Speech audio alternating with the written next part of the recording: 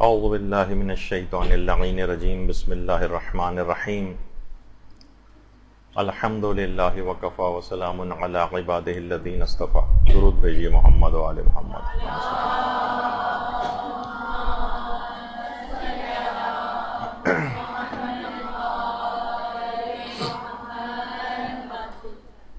اور آج جو ہمارا عنوان ہے وہ ہے مجالس اعضاء میں جو کھلایا جانے والا کھانا یا جس کو آپ تبرک کہتے ہیں، اس کی کچھ فقہی احکام کیا ہیں، اس کے کچھ اخلاقی باتیں اس سلسلے میں کیا ہیں، اور اس کے متعلق جو اعتراضات عام طور پر کیے جاتے ہیں اس سلسلے میں علماء اس کا کیا جواب دیتے. دیکھیے، ایک ایسی چیز ہے یہ تبرک کہ شاید جس کو کھلانے والے، جس کو بانٹنے والے یا جس کو کھانے والے، کوئی بھی اس کے آداب سے اس حد تک واقف نہیں ہے کہ جتنا ہونا چاہیے. اس کے فقہی احکام سے اتنی لوگوں کی واقفیت نہیں ہے کہ جتنی ہونی چاہیے. اس کے فوائد اتنے زیادہ لوگوں کو پتہ نہیں ہے کہ جتنے ہونے چاہیے. اس کی اہمیت سے ہمیں نہیں نظر آتا کہ لوگ کما حقہ اتنے واقف ہیں. اور اس سلسلے میں خاندان اہل بیت کی سیرت کیا ہے، اس سلسلے میں علماء کرام کی سیرت کیا ہے، اس سلسلے میں جو صالحین ہیں یا مومنین ہیں ان کی سیرت کیا ہے، یہ ہم کو دیکھنا ہوگا. دوسری طرف یہ کہ یہ کھانا کھلانا جو ہے یہ اب مراسم اعضاء کا ایک لازمی حصہ بن گیا، لازمی حصہ. اور مجتہدین کی ایک بہت بڑی تعداد اس کو شاعر حسینیہ میں سے بھی قرار دیتی، یعنی اس کو دیکھ کر امام حسین کا غم اور ان کی مظلومیت کی یاد آتی. اب یہ اس کا شاعر حسینی میں سے اکثر علماء کی جو تعداد ہے وہ اس کو شاعر حسینیہ میں سے سمجھتی. لیکن جس طرح دیگر مراسم اعضاء ہیں، کچھ تو ایسی ہیں جس میں واقعتاً مراجع کا ایک فقہی اختلاف ہے، وہ اپنی جگہ پر، لیکن جو بالکل جائز، مباح، متفق علیہ جو رسومات عزاداری ہیں، جن کو تمام علماء نے جائز اور مستحب کہا ہے، اس میں بھی اب کچھ افراد جن کی فکر کچھ وہابیت کی فکر سے متاثر ہے، وہ اس سلسلے میں بہت زبان اعتراض جو ہے وہ دراز کر رہے ہیں اور باقاعدہ ان چیزوں کے خلاف ایک مہم شروع کر رکھی، اور اپنے آپ کو کہتے ہیں کہ ہم اصلاح کر رہے ہیں. جو سو کالڈ مصلحین ہیں وہ ایک اعتراضات کا ایک طوفان عمومی زندگی میں بھی اور سوشل میڈیا پہ علی الخصوص اٹھا رہے ہیں.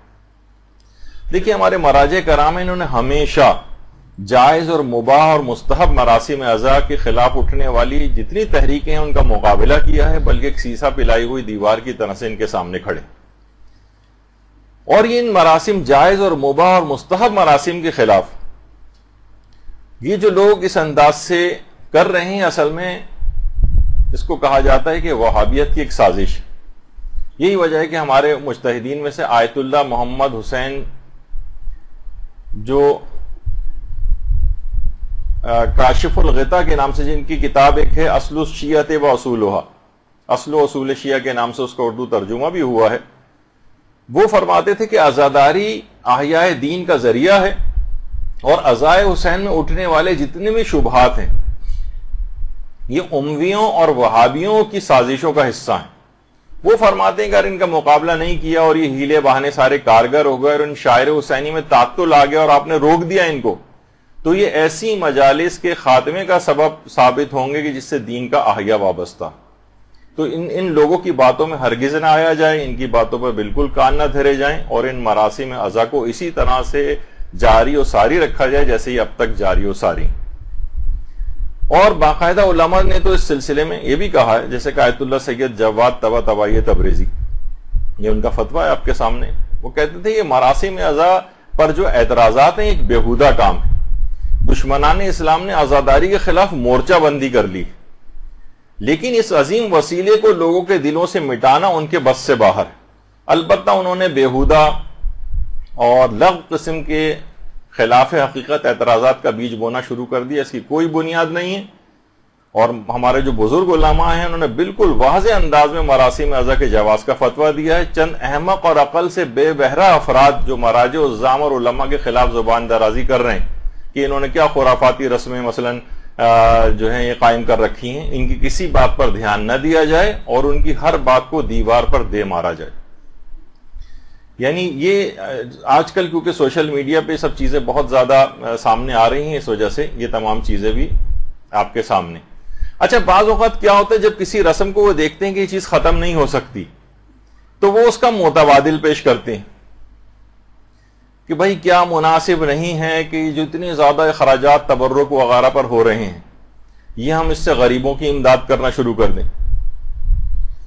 تو دیکھیے وہ کسی عالم نے بڑا اچھا جملہ کہا ہے نا کہ کسی بھی غریب کو امام حسین کی عزاداری پر کمپرومائز کر کے اپنا پیٹ بھرنا قبول نہیں. کسی شیعہ غریب کو یہ بات قبول نہیں. اتنا بے غیرت اور اتنا کم ظرف کوئی بھی غریب سے غریب مومن بھی نہیں ہے کہ وہ کہے کہ عزاداری کے خرچوں میں کمی کرو اور میرا پیٹ بھرنے کے لیے مجھے پیسے دے دو. اس کو الحمدللہ اس کی برکتوں سے خود ہی اتنا پیٹ اس کا بھر جاتا ہے کہ ان کے پاس بھی بچ جاتا ہے, ان غریبوں کے پاس بھی جائے گا کہ وہ بھوکے رہ جائیں. تو کہتے ہیں کہ یہ ایسا کریں, آپ غریبوں کی امداد کر دیں. اچھا, یہی والا سوال اکثر, اب میرے پاس اتنا وقت نہیں کہ پورے فتوے پڑھوں, اس کا خلاصہ کر دیتا ہوں کہ امام خمینی سے بھی باقاعدہ پوچھا گیا. یعنی اس کا خلاصہ یہ ہے کہ یہ جو کتنے اس کے اوپر تبرک وغیرہ پر اتنے زیادہ مصارف ہوتے ہیں, اور تو کیا بہتر نہیں کہ ہم ان مصارف ان کے اوپر خرچ کرنے کے بجائے جو خانوادہ شہداء ہیں ان کے گھروں کی کفالت ہے, یا مجروحین انقلاب میں بہت سے زخمی ہیں, انقلاب کے دوران کتنے افراد زخمی ہوئے تھے, تو یہ ہم یہاں سے کٹوتی کر کے ان لوگوں کی یہ امداد کر دی جائے.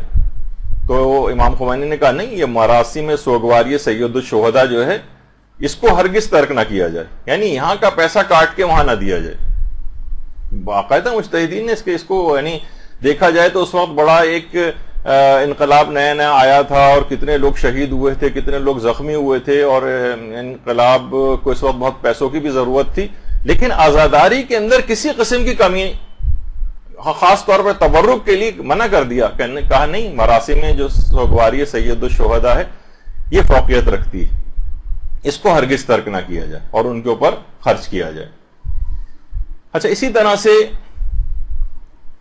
بہت سارے ہمارے اور مراجع ہیں, جیسے آیت اللہ حافظ بشیر نجفی, وہ کہتے ہیں کہ بعض لوگ ہی کہتے ہیں کہ مجالس عزا, یہ ماتمی تنظیموں اور باقی شاعر حسینیہ اور امام حسین کے زائرین پر خرچ کرنے کی کوئی ضرورت نہیں ہے, ان کو کھانا وانا کھلانا, اور کہتے ہیں کہ اس مال کو فقراء پر خرچ کرنا چاہیے. وہ اس کے ذریعے شاعر حسینیہ کو روکنا چاہتے ہیں, ان کو فقراء سے کسی قسم کی کوئی ہمدردی نہیں. یہ چاہتے ہیں کہ بس یہ چیز کسی طرح سے رک جائے, تو یہ آوازیں بلند کی جاتی ہیں کہ متبادل کے طور پر یہ چیز رائج کر دی جائے کہ تبرک وغیرہ پہ پیسہ خرچ نہ ہو بلکہ غریبوں کی امداد کر دی جائے. اور باقاعدہ آیت اللہ صادق روحانی, ان سے بھی یہی والا سوال, بلکہ انہوں نے اپنے ایک فتویٰ میں سوال یہ پوچھا گیا کہ فقراء کو صدقہ کرنا زیادہ افضل ہے یا عزائے امام حسین میں مثلا تبرک وغیرہ کھلانا, کھانا کھلانا. تو انہوں نے کہا کہ اسلام کی جو بقا ہے یہ انقلاب حسینی کی وجہ سے, اور انقلاب حسینی کی جو بقا ہے یہ شاعر حسینیہ کے احیاء کی وجہ سے. تو شاعر حسینیہ جس کے اندر تبرک وغیرہ بھی آیا ہے, افضل من جمیع الاعمال المستحبہ, یہ تمام مستحب اعمال سے افضلیت رکھتا. تو آپ نے دیکھا کہ مجتہدین اس کے اوپر بالکل کمپرومائز کرنے کو تیار نہیں ہیں, اور تبرک کھلانا, اس میں کھانا کھلانا یہ بہت ہی زیادہ پسندیدہ ہے. اچھا دیکھیے, اس کو یہ تبرک جو ہے ہم بانٹتے کیوں ہیں؟ سب سے پہلے تو دیکھیے لفظ تبرک یعنی ان چیزوں کے ذریعے کبھی کبھار کچھ چیزوں کے اندر اسلام نے برکت رکھی. برکت انشاءاللہ یہ ہماری اگلی ایک نشست اور بھی ہماری ہوگی کچھ اور فقہی احکام کے اوپر تبرک سے ہٹ کر, لیکن وہاں پر یہ چیز آئے گی کہ تبرک کس کو کہتے ہیں, تبرک میں اور توسل میں کیا فرق ہوتا ہے. دیکھیے امام حسین علیہ السلام سے مربوط, درود بھیجیے محمد وعلیہ محمد,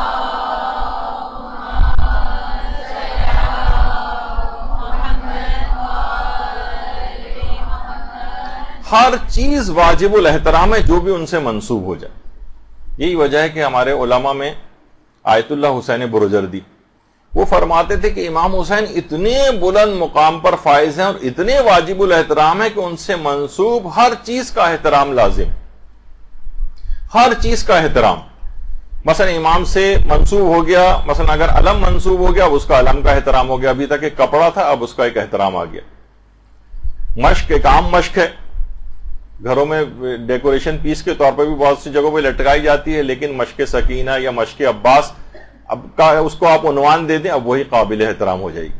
عام کپڑا ہوتا ہے، لیکن جب وہ خانہ کعبہ کے اوپر لگ جاتا ہے تو وہ قابل احترام ہو جاتا ہے. امام حسین اتنے بلند مرتبہ اور قابل احترام ہیں کہ ان سے منسوب ہر چیز کا احترام لازم ہے.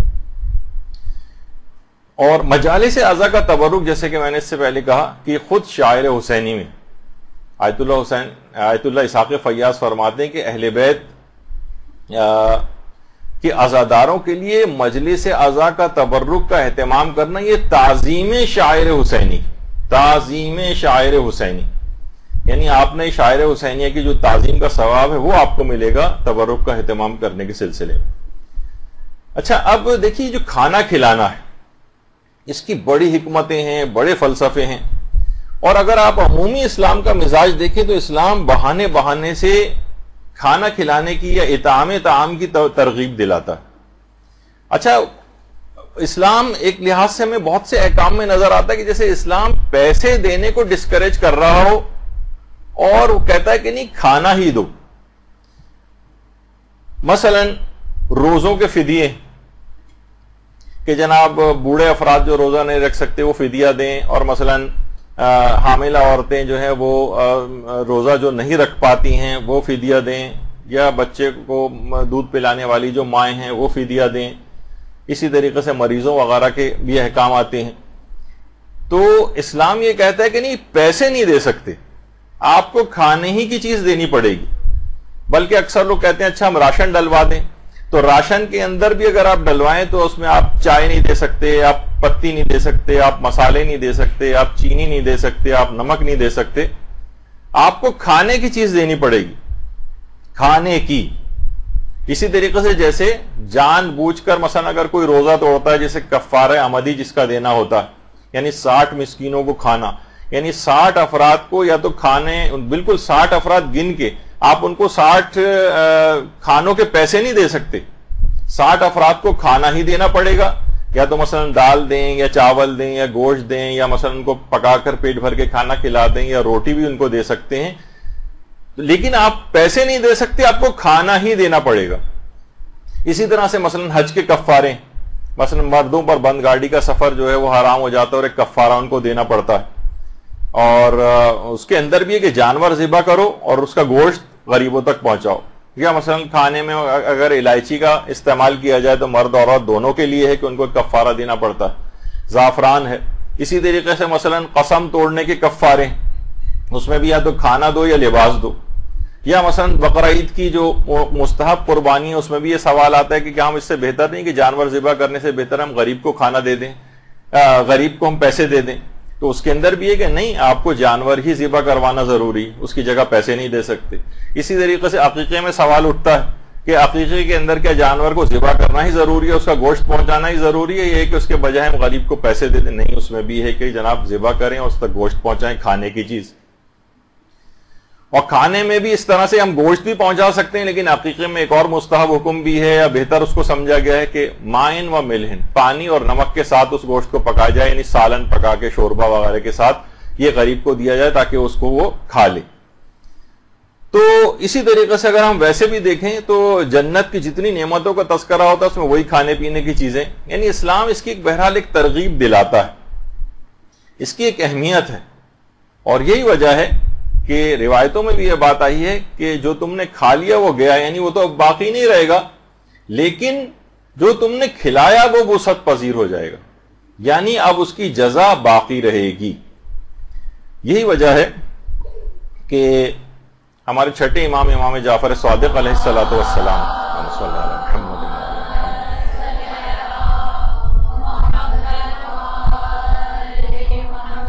کتنی تاکید سے یہ بات کہی گئی ہے کہ اگر کوئی مومن تمہارے گھر آئے، یا عام طور پر جیسے کہ یہاں سے زائرین بھی جاتے ہیں اربعین وغیرہ پہ، تو وہ لوگ آپ کو ایک لحاظ سے مہمانی تصور کرتے ہیں. تو بہرحال امام نے فرمایا اگر کوئی مومن تمہارے گھر آئے تو اس کو کھانے کو پوچھو. اچھا وہ کھانے پر اگر تیار نہ ہو تو اس کو پانی کے لیے پوچھو. وہ بھی اگر قبول نہ کرے تو اس کے ہاتھ پانی یا کسی خوشبودار چیز سے دھلا دو. اچھا دیکھیے ہم لوگ ہمارے تو یہاں تو احادیث پہ اس طرح سے عمل بھی نہیں ہوتا. مجھے یاد ہے کہ آج سے شاید 10-12 سال پہلے میں ایک مرتبہ ایران گیا تھا. تو جب گیا تو وہاں پر جو ہمارے قوم میں دوست ہیں وہ ان کو ابا ایک سلوانی تھی کسی درزی کے پاس. تو ایک تو دیکھیے ہمارے یہاں کے درزی ہوتے ہیں جو آپ کے دماغ میں آپ خواتین تو زیادہ بہتر جانتی ہیں ان کو, لیکن وہ اتنا متقی و پرہیزگار کہا جاتا ہے کہ مجتہدین اور مراجع تک اس سے آبائیں سلوانے کے لیے آتے ہیں, یعنی اسی سے سلواتے ہیں. تو اس نے کھانے کو پوچھا, ظاہر ہے کہ تکلفات بھی ہوتے ہیں, منع کیا. پانی کو اس نے پوچھا, چائے کو پوچھا, سب کو منع کیا. تو جلدی جلدی بھاگا اندر گیا اور ایک بوتل کے اندر عرق گلاب رکھا ہوا تھا وہ لے کر آیا اور کہا کہ کم سے کم اس سے ہاتھ ضرور آپ دھو لیں, کیونکہ یہ امام کی حدیث ہے کہ کم سے کم اگر کوئی اس پر تیار نہ ہو تو اس کے خوشبودار کسی پانی سے اس کے ہاتھ دھلائے جائیں. تو اس حد تک دیکھیے لوگ تقوی, پرہیزگاری, ائمہ کی احادیثوں کے اوپر عمل اس طرح سے کرتے ہیں. تو اب یہ جو تبرک وغیرہ ہے اس کے دیکھیے فقہی احکام بھی. اب یہ جب بھی آپ دیکھ رہے ہیں کہ اس کی اتنی اہمیت ہے کہ کھانا کھلانے کے حوالے سے کہ مہمان کے لیے اچھا نہیں سمجھا گیا ہے کہ وہ میزبان کی اجازت کے بغیر مستحب روزہ رکھے. مستحب روزہ, اچھا کیونکہ ممکن ہے کہ میزبان اس کے لیے کھانے کا اہتمام کرے اور وہ ضائع ہو جائے, وہ کہے کہ بھائی میں نے تو روزہ رکھا ہوا ہے. اور اسی طرح سے میزبانی کے آداب میں سے بھی ہے کہ مہمان کو بتا کر میزبان مستحب روزہ رکھے, کیونکہ ممکن ہے کہ میزبان نے روزہ رکھا ہے تو شرما حضوری میں مہمان بھی کھانا نہ کھائے, خود بھوکا رہے. تو یہ کھانا کھلانے کے اعتبار سے بھی اس کی اتنی اہمیت, اور اتنی اہمیت ہے اس بات کی کہ حضرت ابراہیم علیہ الصلوۃ والسلام, یہ ان کی قبر مبارک ہے, حضرت ابراہیم کی درود بھیجیے محمد علیہ محمد,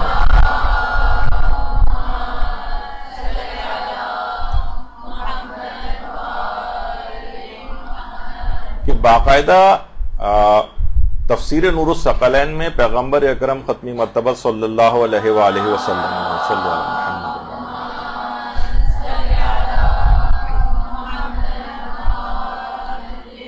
اس کی پہلی جلد میں پیغمبر نے 3 وجوہات بتائی ہیں کہ جن وجوہات کی بنا پر حضرت ابراہیم کو خلیل خدا ہونے کی خصوصیت ان کو عطا ہوئی. ان میں سے ایک یہ ہے کہ وہ مہمانوں کو کھانا کھلاتے تھے. تو اب آپ دیکھیں کہ بہرحال یہ جتنے بھی مجلس اعضاء کے اندر آئے ہوئے جو افراد ہوتے ہیں یہ بھی مہمان ہوتے ہیں. آپ انہیں فون کر کے بلاتی ہیں, آپ انہیں دوسرے افراد کے ذریعے کہتی ہیں کہ ان کو لے کر آئیے گا, آپ پرچے تقسیم کرواتی ہیں. بہت سے افراد اخبارات میں اشتہارات دے کر لوگوں کو مہمان بلاتے ہیں, یہ مہمان. جب ابراہیم خلیل خدا اتنا بڑا مقام اللہ کے دوست ہونے کا حاصل کر سکتے ہیں مہمانوں کو کھانا کھلانے پر, تو مومنین کرام کو کسی اعتبار سے کسی درجے کے اندر اللہ کے نزدیک کوئی مقام ملنا کون سی بڑی بات ہے. جب خود خدا کے نبی کو, جو پیغمبر اسلام کے بعد سب سے افضل ترین نبی, ان کو اتنا بڑا مقام, خلت کا عہدہ جو ہے یا منصب عطا ہو سکتا ہے, تو کسی مقام پر بہت چھوٹے لیول پر ہی کیوں نہ صحیح کوئی نہ کوئی مقام خدا کی نگاہ میں ایک مومن کو کیوں حاصل نہیں ہوگا اگر وہ ان آئے ہوئے مہمان عزاداروں کو کھانا کھلا دے. تو بہرحال البتہ دیکھیے اس پہ اعتراض عموماً وہی افراد کرتے ہیں جو ذرا فطرتاً کنجوس ٹائپ کے واقع ہوئے ہیں, کھانا کھلانے سے گھبراتے ہیں, یا یہ کہ کوئی سازشی ٹائپ کے ہی افراد ہوتے ہیں. بہرحال دیکھیے قرآن کے اندر باقاعدہ جہنمیوں کو جو اوصاف بتائے گئے اس میں یہی ہے کہ تقریباً 2-3 جگہوں پہ یا 4 جگہوں کے اوپر ہے کہ وہ مسکینوں کو کھانا نہیں کھلاتے. وَلَمْ نَكُ نُطْعِمُ الْمِسْكِينَ لَمْ نَكُ مِنَ الْمُصَلِّينَ, ہم نماز گزاروں میں سے نہ تھے. جہنمیوں سے جب پوچھا جائے گا کہ تمہیں جہنم میں کون سی چیز لے کر آئی, وہ کہیں گے ایک تو ہم نماز گزاروں میں سے نہ تھے, اور وَلَمْ نَكُ نُطْعِمُ الْمِسْكِينَ, ہم مسکینوں کو کھانا نہیں کھلاتے تھے. یعنی وہی کھانا نہ کھلانا. وہ دیکھیے وہ اس لحاظ سے اس کی مذمت آئی ہے. یا جو سورہ معون میں ہے وَلَا يَحُضُّ عَلَىٰ طَعَامِ الْمِسْكِينِ، اس کے اندر بھی یہی بات ہے کہ مسکینوں کو کھانا نہ کھلانے کا. اچھا اب کیونکہ عزائے امام کے اندر تو غریب اور فقیر اور امیر سب آتے ہیں، تو ان سب کو کھانا کھلانے کی ایک الگ مشروعیت ہے. اور دیکھا جائے تو سب در حسین کے فقیر ہی ہیں، چاہے وہ امیر ہی کیوں نہ ہو، در حسین کا فقیر بن کے یہاں پر آتا ہے. تو اس لحاظ سے یہ فقیر اور مسکین در امام حسین پہ آپ کو جو نظر آ رہا ہے، ان کو کھانا کھلائیے. اور یہ مجلس عزا کا تبرک یہ امام حسین سے منسوب ہو کر اس قدر فوائد رکھتا ہے، اس قدر شفا رکھتا ہے، اس قدر سیرت علماء اور صالحین میں اس کے واقعات ملتے ہیں کہ باقاعدہ سننے میں آتا ہے کہ ایک عالم دین تھے کہ جو اگر کہیں رستے میں جا رہے ہوتے تھے اور 10 سبیلیں بھی آتی تھیں تو ہر سبیل سے ایک ایک گھونٹ ضرور پیتے تھے. یعنی اس کے اندر ایک ایسی شفا اور ایک ایسی برکت ہے. کس نے کس خلوص کے ساتھ یہ تمام جو ہے چیزیں لگائی ہیں بارگاہ امام حسین میں، اگر یہ چیز قبول ہو جائے تو وہ کتنی برکت اور شفا کا باعث ہو جائے گی. یہی وجہ ہے کہ جو آیت اللہ تہرانی کے بیٹے فرماتے ہیں کہ مجلس عزا کے تبرک کے سلسلے میں ہمارے والد فرماتے تھے کہ اس قدر برکات ہیں، اس قدر مکاشفات ہوئے ہیں اور اس قدر مشاہدات ہوئے ہیں کہ خود ہمارے والد جو ہیں وہ روز عاشور تک لوگوں کو کھانا کھلانے سے منع نہیں کرتے تھے. اور اگر کوئی ایام عزا میں بھی جب کبھی کہیں پر بھی کھانے کے لیے اگر کوئی بلاتا تھا کہ یہاں پر آئیے، یہاں پر طعام ہے، تو خود ضرور آیت اللہ تہرانی اس کے اندر جاتے تھے. ان کے بیٹے فرماتے ہیں اور کبھی کسی وجہ سے نہیں جا پاتے تھے تو ہمیں اپنی اولادوں میں سے کسی کو بھیجتے تھے کہ جاؤ اور وہاں جا کر مجلس عزا کا تبرک لو اور کھاؤ. اور خود عاشور پہ جب گھر پہ ہوتے تو خود فاقہ کرتے تھے، لیکن یہ کہ بہرحال اگر لوگوں کو کھانا وغیرہ بھجوانے کا انتظام ہوتا تھا. اور یہی وجہ ہے کہ علی اکبر محتشمی پور حجت الاسلام وہ یہ فرماتے ہیں کہ جس زمانے میں امام خمینی، بلکہ جو واقعہ جو یہ بات بتا رہی ہیں برداشت تھا یا سیرہ امام خمینی کے نام سے کئی والیوم میں کتاب لکھی گئی امام خمینی کی سیرت پہ، اس کے اندر حجت الاسلام علی اکبر محتشمی پور کا یہ جملہ ہے کہ امام خمینی جب فرانس میں پیرس میں جلا وطن تھے تو نوفل لو شاتو کا جو علاقہ تھا وہاں پر ان کو جلا وطن کیا گیا تھا. نوفل لو شاتو کا علاقہ جو پیرس میں تھا، یعنی اس کی اتنی شہرت ہوئی ہے کہ اس کے بعد ایرانیوں نے باقاعدہ ایران کے اندر بھی ایک علاقے کا نام جو ان کا ایڈمنسٹریٹو سب ڈویژن ہے اس کا نام بھی نوفل لو شاتو رکھ دیا تھا. تو امام خمینی جب فرانس میں تھے تو فرماتے ہیں کہ عاشور کے روز امام خمینی اپنے مکان پر آئے ہوئے جتنے افراد تھے ان سب کے لیے تبرک اور کھانے کا انتظام کیا کرتے تھے عاشور کے روز. تو علماء کی سیرت میں بھی یہ بات ملتی. اور آج یہ اعتراضات کیے جاتے ہیں کہ یہ چیز بدعت ہے اور یہ چیز کوئی ضروری نہیں ہے اور یہ غریبوں کو جو ہے وہ دے دینی چاہیے، جبکہ اس کی مشروعیت بالکل ثابت ہے. اور علماء کی ایک بہت بڑی اکثریت اس کو شاعر حسینیہ میں سے بھی قرار دیتی. اور کچھ اگر شاعر حسینیہ میں سے نہیں بھی سمجھتے ہیں تب بھی اس کو مستقل ایک مستحب ضرور سمجھتے ہیں. تو بہرحال اس کو کسی بھی صورت جو ہے بذل طعام یا اطعام الطعام عزائے امام حسین کے اندر یہ مستحبات میں سے قرار دیا گیا. اچھا اس کی جو مشروعیت ہے، جب کبھی ہو سکتا ہے یہ آپ تک بھی یہ بات پہنچے کیونکہ یہ بات پھیلنا شروع ہو گئی ہے تو آپ کے پاس دلائل ہونے چاہیے کہ بھائی یہ چیز تو خود شریعت کے اندر موجود ہے کہ مجلس عزا کے سلسلے میں تبرک اور کھانے کا انتظام کرنا. ایک معتبر روایت ہے ہمارے ہاں جو کہ وسائل الشیعہ کی 3 جلد میں بھی ہے، شیخ حر عاملی نے لکھی ہے، اور الحدائق الناظرہ یوسف بحرانی کی اس کے اندر بھی یہ روایت موجود ہے، اور معالی السبتین اس کے اندر بھی یہ روایت موجود ہے اس کی 2 جلد میں کہ ہمارے چوتھے امام امام زین العابدین علیہ الصلوۃ والسلام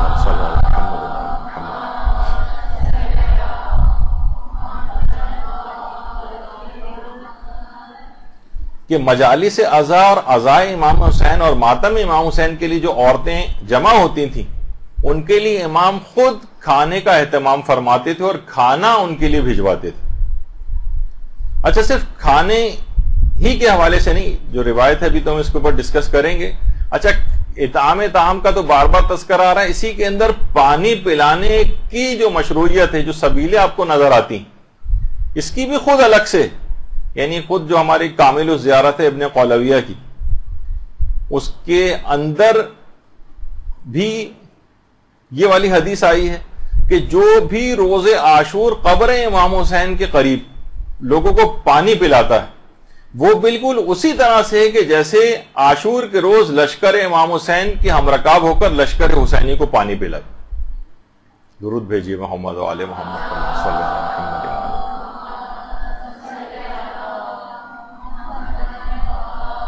تو فقط صرف اس سے متعلق ہی نہیں کہ صرف قبر امام کے قریبی کوئی موجود ہو، بلکہ امام حسین کے نام پر کسی بھی جگہ پانی پلائے تو انشاءاللہ اس کو یہی ثواب حاصل ہو. جیسے امام حسین کے ہم رکاب ہو کر لشکر امام حسین کو عاشور کے روز پانی پل، جبکہ سب کتنے پیاسے تھے، ان کو پانی پلانے کا ثواب کس قدر عظمت رکھتا تھا، وہی ثواب ان پانی پلانے والوں کو بھی ملے گا. تو یہ جو سبیلیں لگاتے ہیں اور یہ کہ ان کو بتایا جائے کہ کتنا عظیم ثواب ہے اس چیز میں.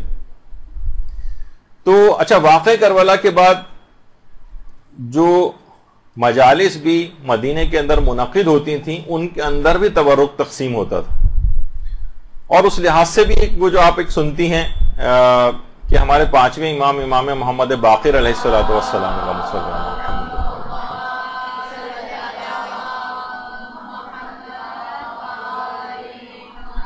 نے وصیت کی تھی باقاعدہ کہ 10 سال تک مینا میں، میدان مینا کے اندر 10 سال تک مجلس عزا منعقد کی جائے، اور اس کے لیے باقاعدہ امام نے 800 درہم مختص کیے تھے، اور 10 سال تک کی مجالس عزا برپا کرنے کے اوپر جو اتنے اخراجات ہوتے ہیں، اس زمانے میں ذاکرین وغیرہ کو اس طرح سے پیسے وغیرہ دینے کا اس قدر ویسا رواج نہیں تھا. تو لیکن اس کا مطلب یہ ہے کہ جو بھی انہوں نے وصیت کی تھی اور پیسہ اس کام کے لیے مختص کیا تھا، تو یہ تمام اخراجات اس کے اندر شامل ہوتے ہیں، جس میں ان کو کچھ کھلانا، کچھ دینا، یا جو بھی ارینجمنٹ اس کے ہوتے ہوں گے، امام نے باقاعدہ وصیت کی تھی.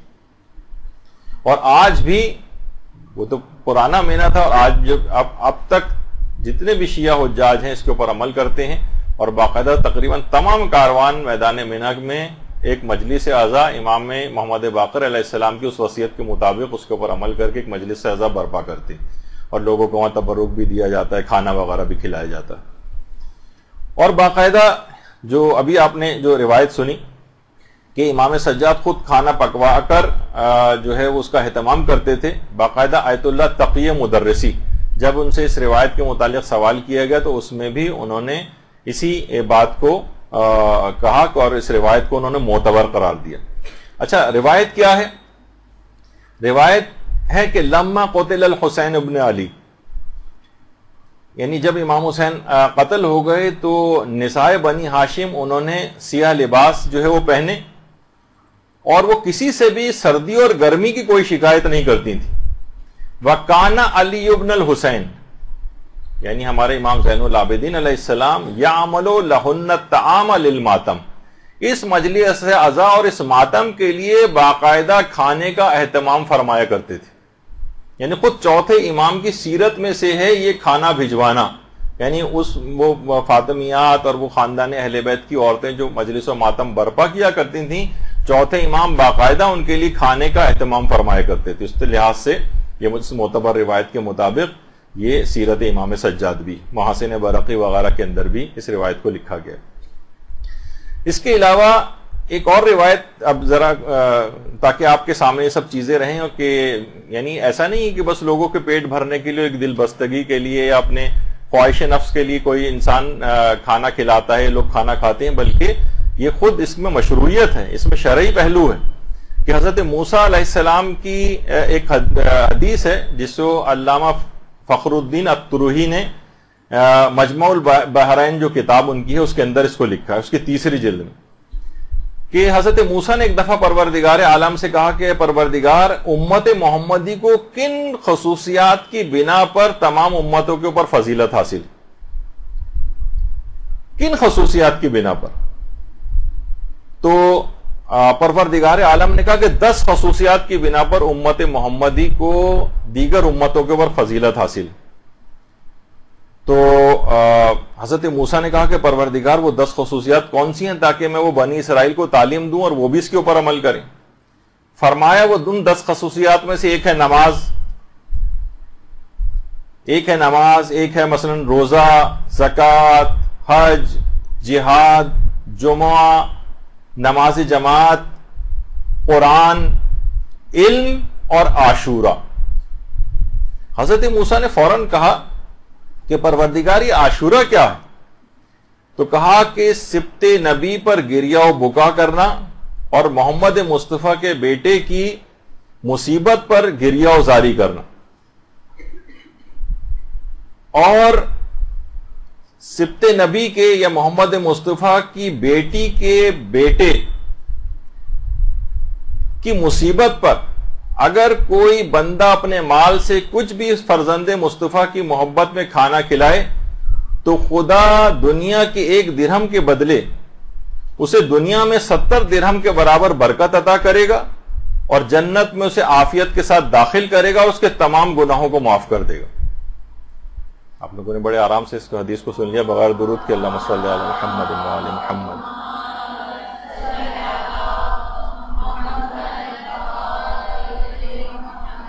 یعنی 1 درہم جو اس تبرک کے اوپر خرچ ہو رہا ہے، پروردگار ایسی برکت اس کے اندر عطا کرتا ہے کہ 70 درہموں کے برابر اس کو برکت عطا ہوتی ہے، عافیت کے ساتھ جنت میں داخل کرے گا. ایک تو ہوتا ہے جنت میں بالآخر جانا عذاب بھگت کر، اور ایک ہے عافیت کے ساتھ براہ راست چلے جانا.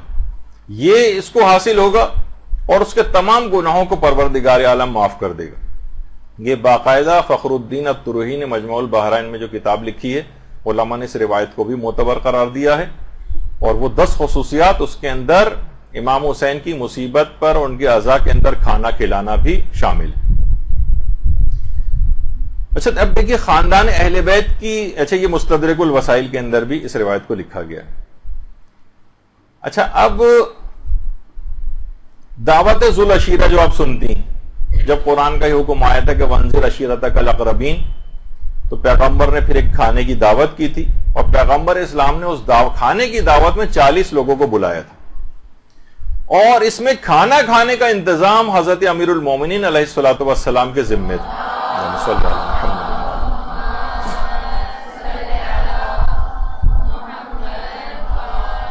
بغیر کھانے کے بھی بلایا جا سکتا تھا اور وہ تو کفار تھے، لیکن یہ ایک ایسی حکمت اس کے اندر ہے کھانا کھلانے کے اندر کہ اس کے بعد انسان ہر بات کو قبول کر لیتا ہے، سن لیتا ہے. اور ایک نہیں بلکہ 3 دن تک وہ دعوت ہوئی تھی، دعوت ذو العشیرہ.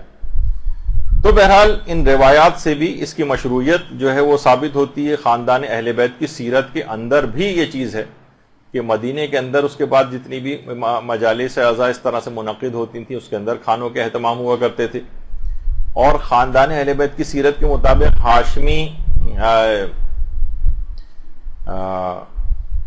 ہاشم معروف الحسینی، انہوں نے باقاعدہ ایک کتاب لکھی ہے من وحی الثورۃ الحسینیہ. اس کے اندر یہ والی بات لکھی ہے کہ کان الفاطمیون فی یوم عاشورہ ینحرون الابل والبقر، یعنی جو فاطمیون، یہ جو خاندان اہل بیت کے جو افراد تھے، یہ عاشورے کے روز اونٹوں کو نہر کرتے تھے اور گائے وغیرہ کو ذبح کر کے اس کا کھانا لوگوں کو کھلاتے تھے، لِإِطْعَامِ النَّاسِ، تاکہ لوگوں کو کھانا کھلایا جائے. یعنی خاندان اہل بیت کی سیرت کے اندر بھی یہ والی چیز ہم کو ملتی. تو اس کی بہت ساری اور بھی اس کی وجوہات ہیں. مثلا تبرک کھلانے کے لیے دیکھیے سب لوگ آج کل یہ کنارہ ایک لگنا شروع ہو گیا کہ تبرک کھلانا بدعت ہے.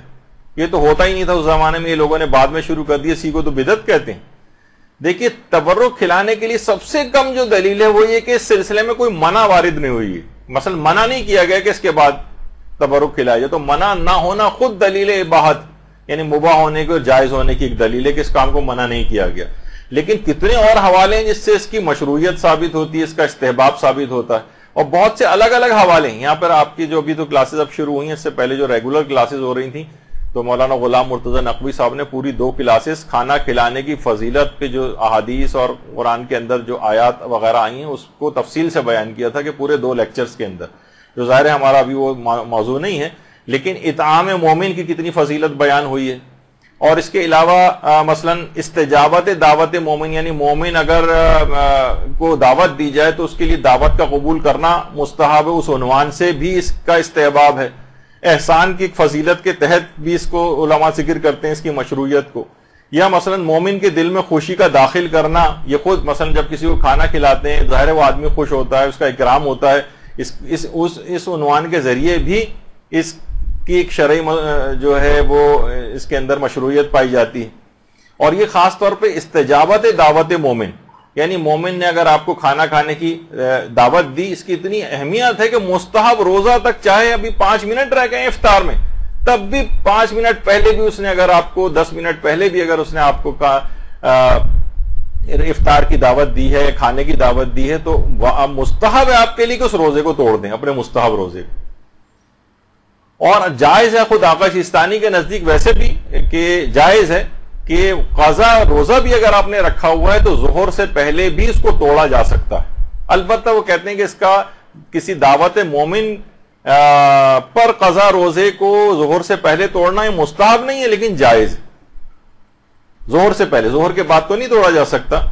اور کچھ علماء تو ہمارے ایسے گزرے ہیں کہ جیسے مثلا آیت اللہ خوئی یا موجودہ مراجع میں سے آیت اللہ اسحاق فیاض یا آیت اللہ تقی مدرسی، اور بہت سے علماء ہمارے ایسے ہیں جو کہتے ہیں کہ ظہر سے پہلے اپنا قضا واجب روزہ بھی اگر آپ نے رکھا ہوا ہے ظہر سے پہلے، اور مومن کوئی کھانے کی دعوت دے تو مستحب ہے کہ قضا روزہ توڑ دیں، بشرطے کہ اس میں وسعت ہو، یعنی رمضان بہت قریب نہ ہو کہ اس کے بعد آپ کے روزے جو ہیں وہ چھوٹ جائیں گے آپ کے، ایسا نہ ہو، یعنی وقت میں وسعت ہو تو آپ توڑ سکتے ہیں. تو دیکھیں کس حد تک اس کے اندر اس کی وہ ہے مومن کی دعوت کو قبول کرنا. اسی طریقے سے مثلا نظر وغیرہ جو لوگ کرتے ہیں کہ میرا فلاں کام ہو گیا تو میں مومنین کو کھانا کھلاؤں گا، میں فلاں کام ہو گیا تو مثلا میں جو ہے ایک بکرا مثلا عزائے امام میں تبرک کے طور پہ لوگوں کو کھلاؤں گا. البتہ اس کے اندر اس بات کی احتیاط رکھنی چاہیے کہ اگر پورے بکرے کی نظر کی ہے کسی نے تو پھر علماء اس میں ایک احتیاط لگاتے ہیں بہت سے کہ پھر اس کی کھال اور پائے کو بیچ کر بھی اسی مصرف میں لگانا ضروری ہو جاتا ہے. ایک ہوتا ہے کہ نا آپ نے کہا صرف گوشت نکاح، پورے بکرے کی اگر نظر کی تھی آپ نے تو پھر کھال اور پائے کو بھی بیچ کر اسی مصرف کھانے کے اندر لگانا پڑے گا. تو بہرحال اس قدر مشاہدات اس کی برکت کے ہوئے کہ باقاعدہ اصفہان کے ایک عالم دین کا واقعہ علماء نے کتابوں میں لکھا ہے کہ وہ ان کے گھر میں نماز فجر کے بعد مجلس عزا ہوتی تھی، اسی میں وہاں ناشتے اور تبرک وغیرہ کا انتظام بھی ہوتا تھا. پہلے چائے ہوتی تھی، اس کے بعد پھر ناشتہ وغیرہ بھی. اچھا یہ خود کیونکہ عالم دین تھے، بزرگ عالم دین تھے، ایک کونے میں جا کر بیٹھ جاتے تھے، لیکن ان کی اولاد، ان کے شاگرد، ان کے کچھ پڑوسی یہ آتے تھے اور عزاداروں کی خدمت کرتے تھے، کھانا وانا لگاتے تھے، کھانا اٹھاتے تھے. ایک دن وہ افراد جو کھانا کھلانے کا گروپ آتا تھا ان کے پاس، اس کو آنے میں دیر ہو گئی اور مسجد سے نماز پڑھ کر مہمان پہلے آنے لگے. اچھا ان کو آتے ہی چائے پیش کی جاتی تھی. اچھا اب یہ پریشان ہوئے کہ وہ جو سارا انتظام کرتے ہیں ان میں سے تو کوئی آیا نہیں ابھی. انہوں نے کیا کیا کہ اپنی ابا اتار کر ایک طرف رکھی اور خود مہمانوں کو چائے سرو کرنا شروع کر دی. فرماتے ہیں کہ اسی رات خواب میں حضرت فاطمہ الزہرا سلام اللہ علیہا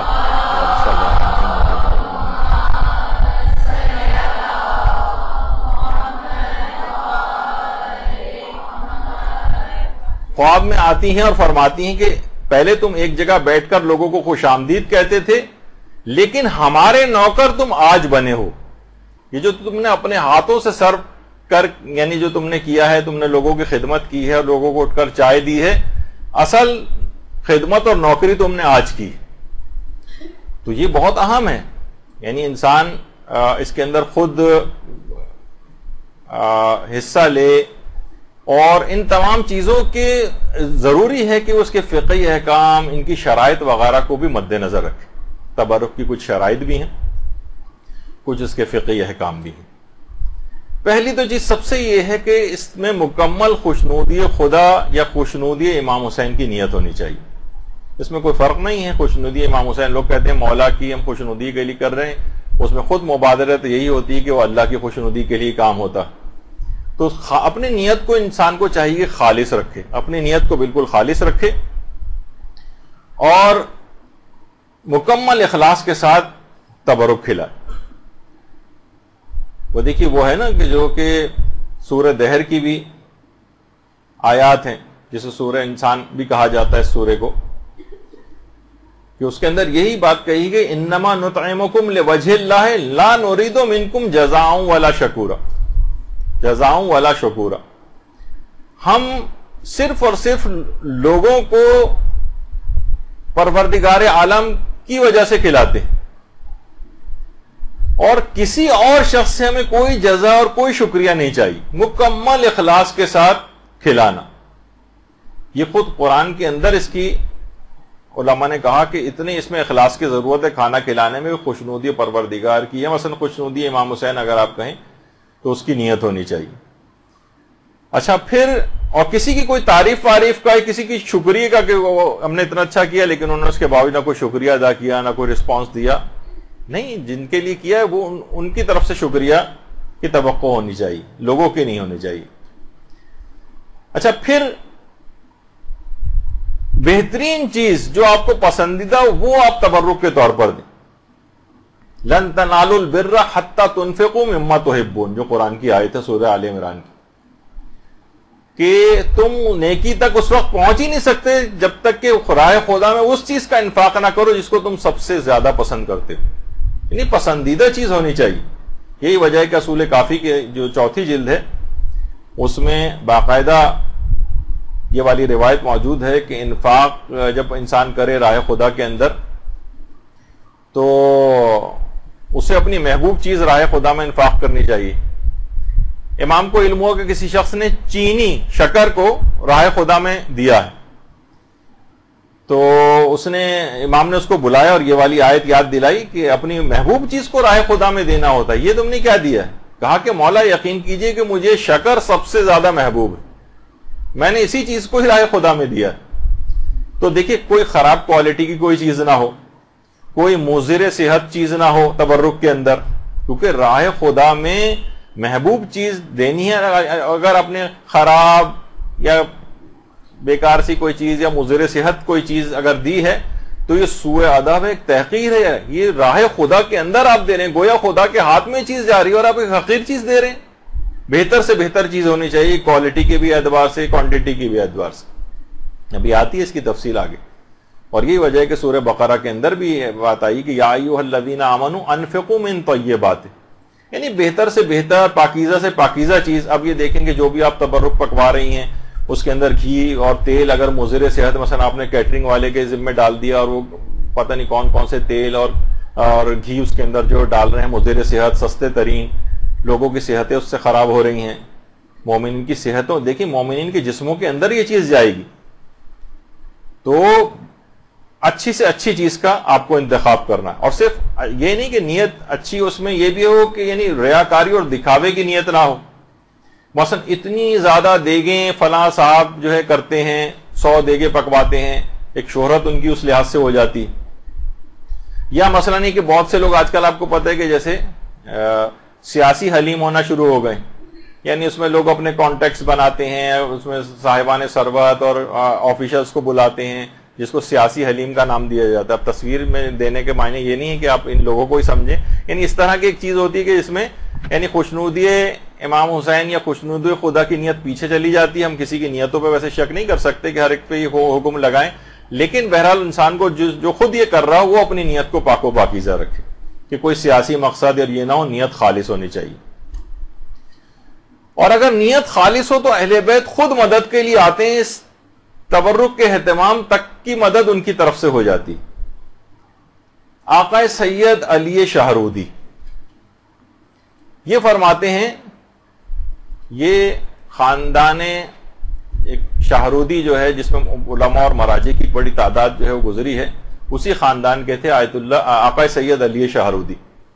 یہ فرماتے ہیں کہ اس زمانے میں نجف میں مدرسہ بزرگ آخوند خراسانی، آخوند خراسانی ہمارے بہت ہی بڑے علماء کے اندر گزرے ہیں، آج بھی ان کی کتنی کتابیں حوزہ علمیہ کے اندر پڑھائی جاتی ہیں، اجتہاد تک کوئی پہنچ نہیں سکتا جب تک کہ ان کی کتابوں کا مطالعہ نہ کر لے۔ تو ان کا ایک مدرسہ تھا وہاں پر، آخوند خراسانی کا جو مدرسہ تھا، وہاں کے ایک خادم کا انتقال ہو گیا. آقا سید علی شاہرودی فرماتے ہیں کہ 7 محرم کی شب تھی. عموماً عراق کے اندر 7 محرم کی جو شب ہوتی ہے اس میں مصائب حضرت عباس پڑھے جاتے ہیں. حضرت عباس علمدار علیہ الصلوۃ والسلام سے منسوب یہ شب ہے. صلی اللہ علیہ محمد.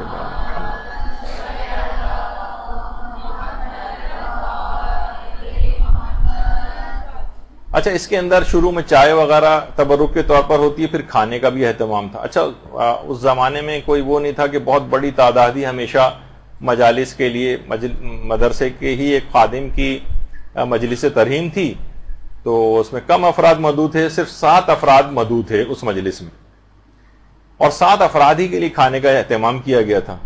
اور اس مجلس کے اندر آقا شیخ عبد الحسین خراسانی، ان کو مجلس پڑھنا تھی. اچھا، اب ہوا یہ، سید علی شاہرودی فرماتے ہیں کہ اس رات اس جو مجلس ترہیم تھی، کیونکہ خادم کی تھی مدرسے کے، تو آیت اللہ سید محمود شاہرودی، جن کی تصویر آپ کے سامنے، آیت اللہ سید محمود شاہرودی، ان کو پتہ چلا کہ خادم مدرسہ کی مجلس ترہیم ہے. یہ خود ایک لحاظ سے بن بلائے اس محفل میں آ گئے، اور ان کے ساتھ ہی ان کے بھائی آیت اللہ سید محمد حسینی شاہرودی بھی ان کے ساتھ آ گئے، 2 مجتہدین. اچھا، جب یہ 2 افراد آئے تو ان مجتہدین کو دیکھ کر دیگر بہت سارے افراد بھی ان کے ساتھ آ گئے. کھانا مشکل سے 7 افراد کا اہتمام تھا، اور 24 سے زیادہ افراد آ گئے وہاں پر. ظاہر مجتہدین کو دیکھا دیکھی لوگوں نے کہا یہ جا رہے ہیں تو ہم لوگ بھی چلتے ہیں ساتھ میں. 24 افراد، اور کھانا دستیاب اتنا تھا نہیں. اچھا، اس زمانے میں بازاروں میں اتنے ایزیلی کھانے اویلیبل نہیں ہوتے تھے، کم پڑ گیا تو بازار سے لے آؤ، ہوم ڈیلیوری سے منگا لو، یہ تو اس زمانے میں نہیں ہوتا تھا. اب بانی مجلس سخت پریشان ہو گئے. بانی مجلس بڑے پریشان ہوئے. سید علی شاہرودی کہہ رہے ہیں کہ ظاہر ہے کہ اتنے بڑے علماء اور مجتہدین آئے ہیں، کھانا کم پڑ جائے کتنی بے عزتی اور شرمندگی کی بات ہے. گھر سے باہر نکل کر پریشانی کے عالم میں آئے سڑک پر، اور سر سے عمامہ اتار دیا، اور روضہ ابو الفضل العباس علیہ السلام کا رخ کیا. اللہم صلی علی محمد و علی محمد.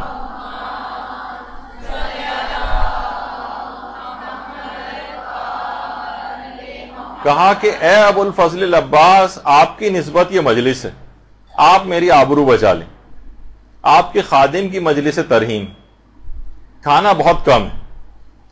فرماتے ہیں کہ جیسے ہی میں نے حضرت عباس سے توسل کیا، اچانک سے میری دل کی حالت ہی بدل گئی، اور ایک اطمینان آ گیا میرے دل میں. میں اندر آیا اور گھر والوں سے کہا کہ کھانا برتنوں میں نکالو، خدا کریم ہے.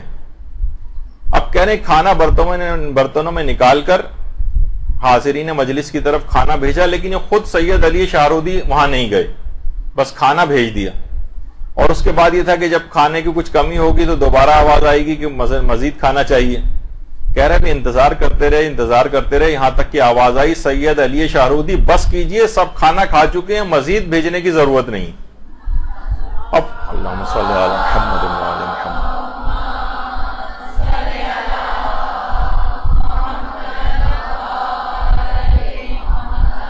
سید علی شاہرودی فرماتے کہ میں حیران ہو کر، میرے سب گھر والے بھی حیران، میں بھاگا بھاگا اندر گیا، دیکھا دسترخوان پہ جو برتن ہیں وہ کھانوں سے بھرے پڑے ہیں، اور وہ پتیلی جس میں 7 آدمیوں کو کھانا تھا اس کے اندر بھی آدھا کھانا ابھی بھی بچا ہوا ہے. اور اتنا کہہ رہے ہیں اتنا کھانا بچ گیا کہ بعد میں لوگ اپنے ساتھ باندھ کے بھی لے کے گئے وہ 24 افراد. اور کتنی افراد تھے جو بطور شفا و تبرک کے طور پر اس کھانے کو ساتھ لے کے گئے.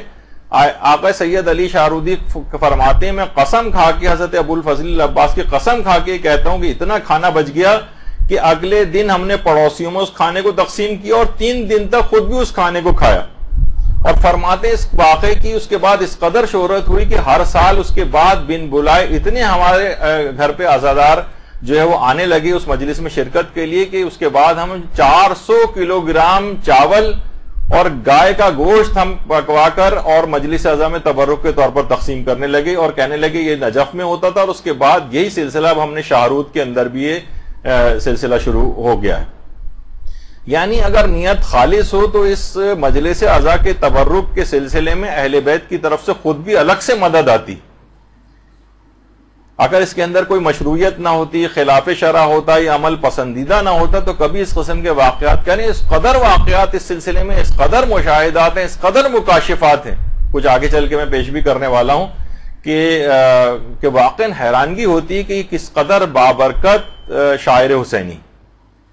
باقاعدہ اس جو واقعہ ابھی آپ نے سنا سید علی شاہرودی کا، یہ چہرہ درخشاں قمر بنی ہاشم ابو الفضل العباس علی ربانی خلخالی کی جو کتاب ہے، اور شاید سننے میں آ رہا ہے کہ شاید اس کا اردو ترجمہ بھی ہو گیا، اس تک کے اندر یہ واقعہ موجود ہے. تو بہرحال کیا ہے کہ نیت خالص ہونی چاہیے. تو ابھی ہم مسائل فقہ میں یہ چیز بیان کر رہے تھے کہ نیت بالکل خالص ہو، کوئی دنیاوی نیت نہ ہو، اور کوشش کیا یقیناً اس بات کو یقینی بنانا چاہیے کہ مال حلال سے تبرک ہونا چاہیے، مال حرام سے تبرک نہیں ہونا چاہیے.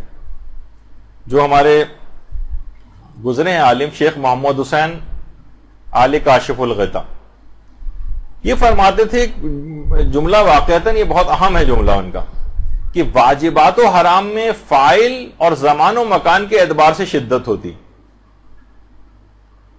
یعنی ایک گناہ ایک عام شخص انجام دے، لیکن وہی گناہ کرنے والا کوئی عالم دین ہو، اس کی شدت زیادہ ہوگی. اور زمان میں کے اعتبار سے شدت آ جاتی. عام دنوں میں آپ کوئی گناہ کریں اور رمضان میں وہی گناہ کریں، شدت ہوگی. عام رات میں کوئی گناہ کریں اور معاذ اللہ شب قدر میں وہی گناہ کریں، شدت آ جائے گی. اسی طریقے سے مکان کے اعتبار سے شدت ہوتی. ہم گھر میں بیٹھ کر ایک گناہ کریں، لیکن وہی گناہ مثلا مسجد یا امام بارگاہ میں کریں. معاذ اللہ ثم معاذ اللہ وہی گناہ مثلا خانہ کعبہ کے صحن میں بیٹھ کر کریں. اکثر لوگ وہاں پہ کرتے ہیں، طواف لوگ کر رہے ہیں، تھک گئے، سب لوگ آپس میں بیٹھ گئے، ادھر ادھر کی باتیں شروع ہو گئی، تو خانہ کعبہ کے صحن میں بیٹھ کر غیبتیں ہونے لگتی. تو بہرحال شدت آ جائے گی، کیونکہ آپ نے جس جگہ آپ نے ایسا کیا ہے. اچھا بہت سے دیکھیے گناہ ایسے ہیں کہ وہ دوران نماز بھی انسان اس گناہ کے اندر مبتلا ہوتا ہے، جس کی ایک مثال علماء دیتے ہیں، مثلا مردوں کا داڑھی مونڈنا. ورنہ عام طور پہ دیکھیے جس وقت انسان نماز پڑھتا ہے اس وقت وہ غیبت نہیں کرتا، جھوٹ نہیں بولتا، کوئی اور حرام کام اس سے نہیں ہوتا. لیکن داڑھی منڈا ہوا ہونا یہ خود ایک ایسا گناہ ہے جو دوران نماز ہو رہا ہوتا ہے.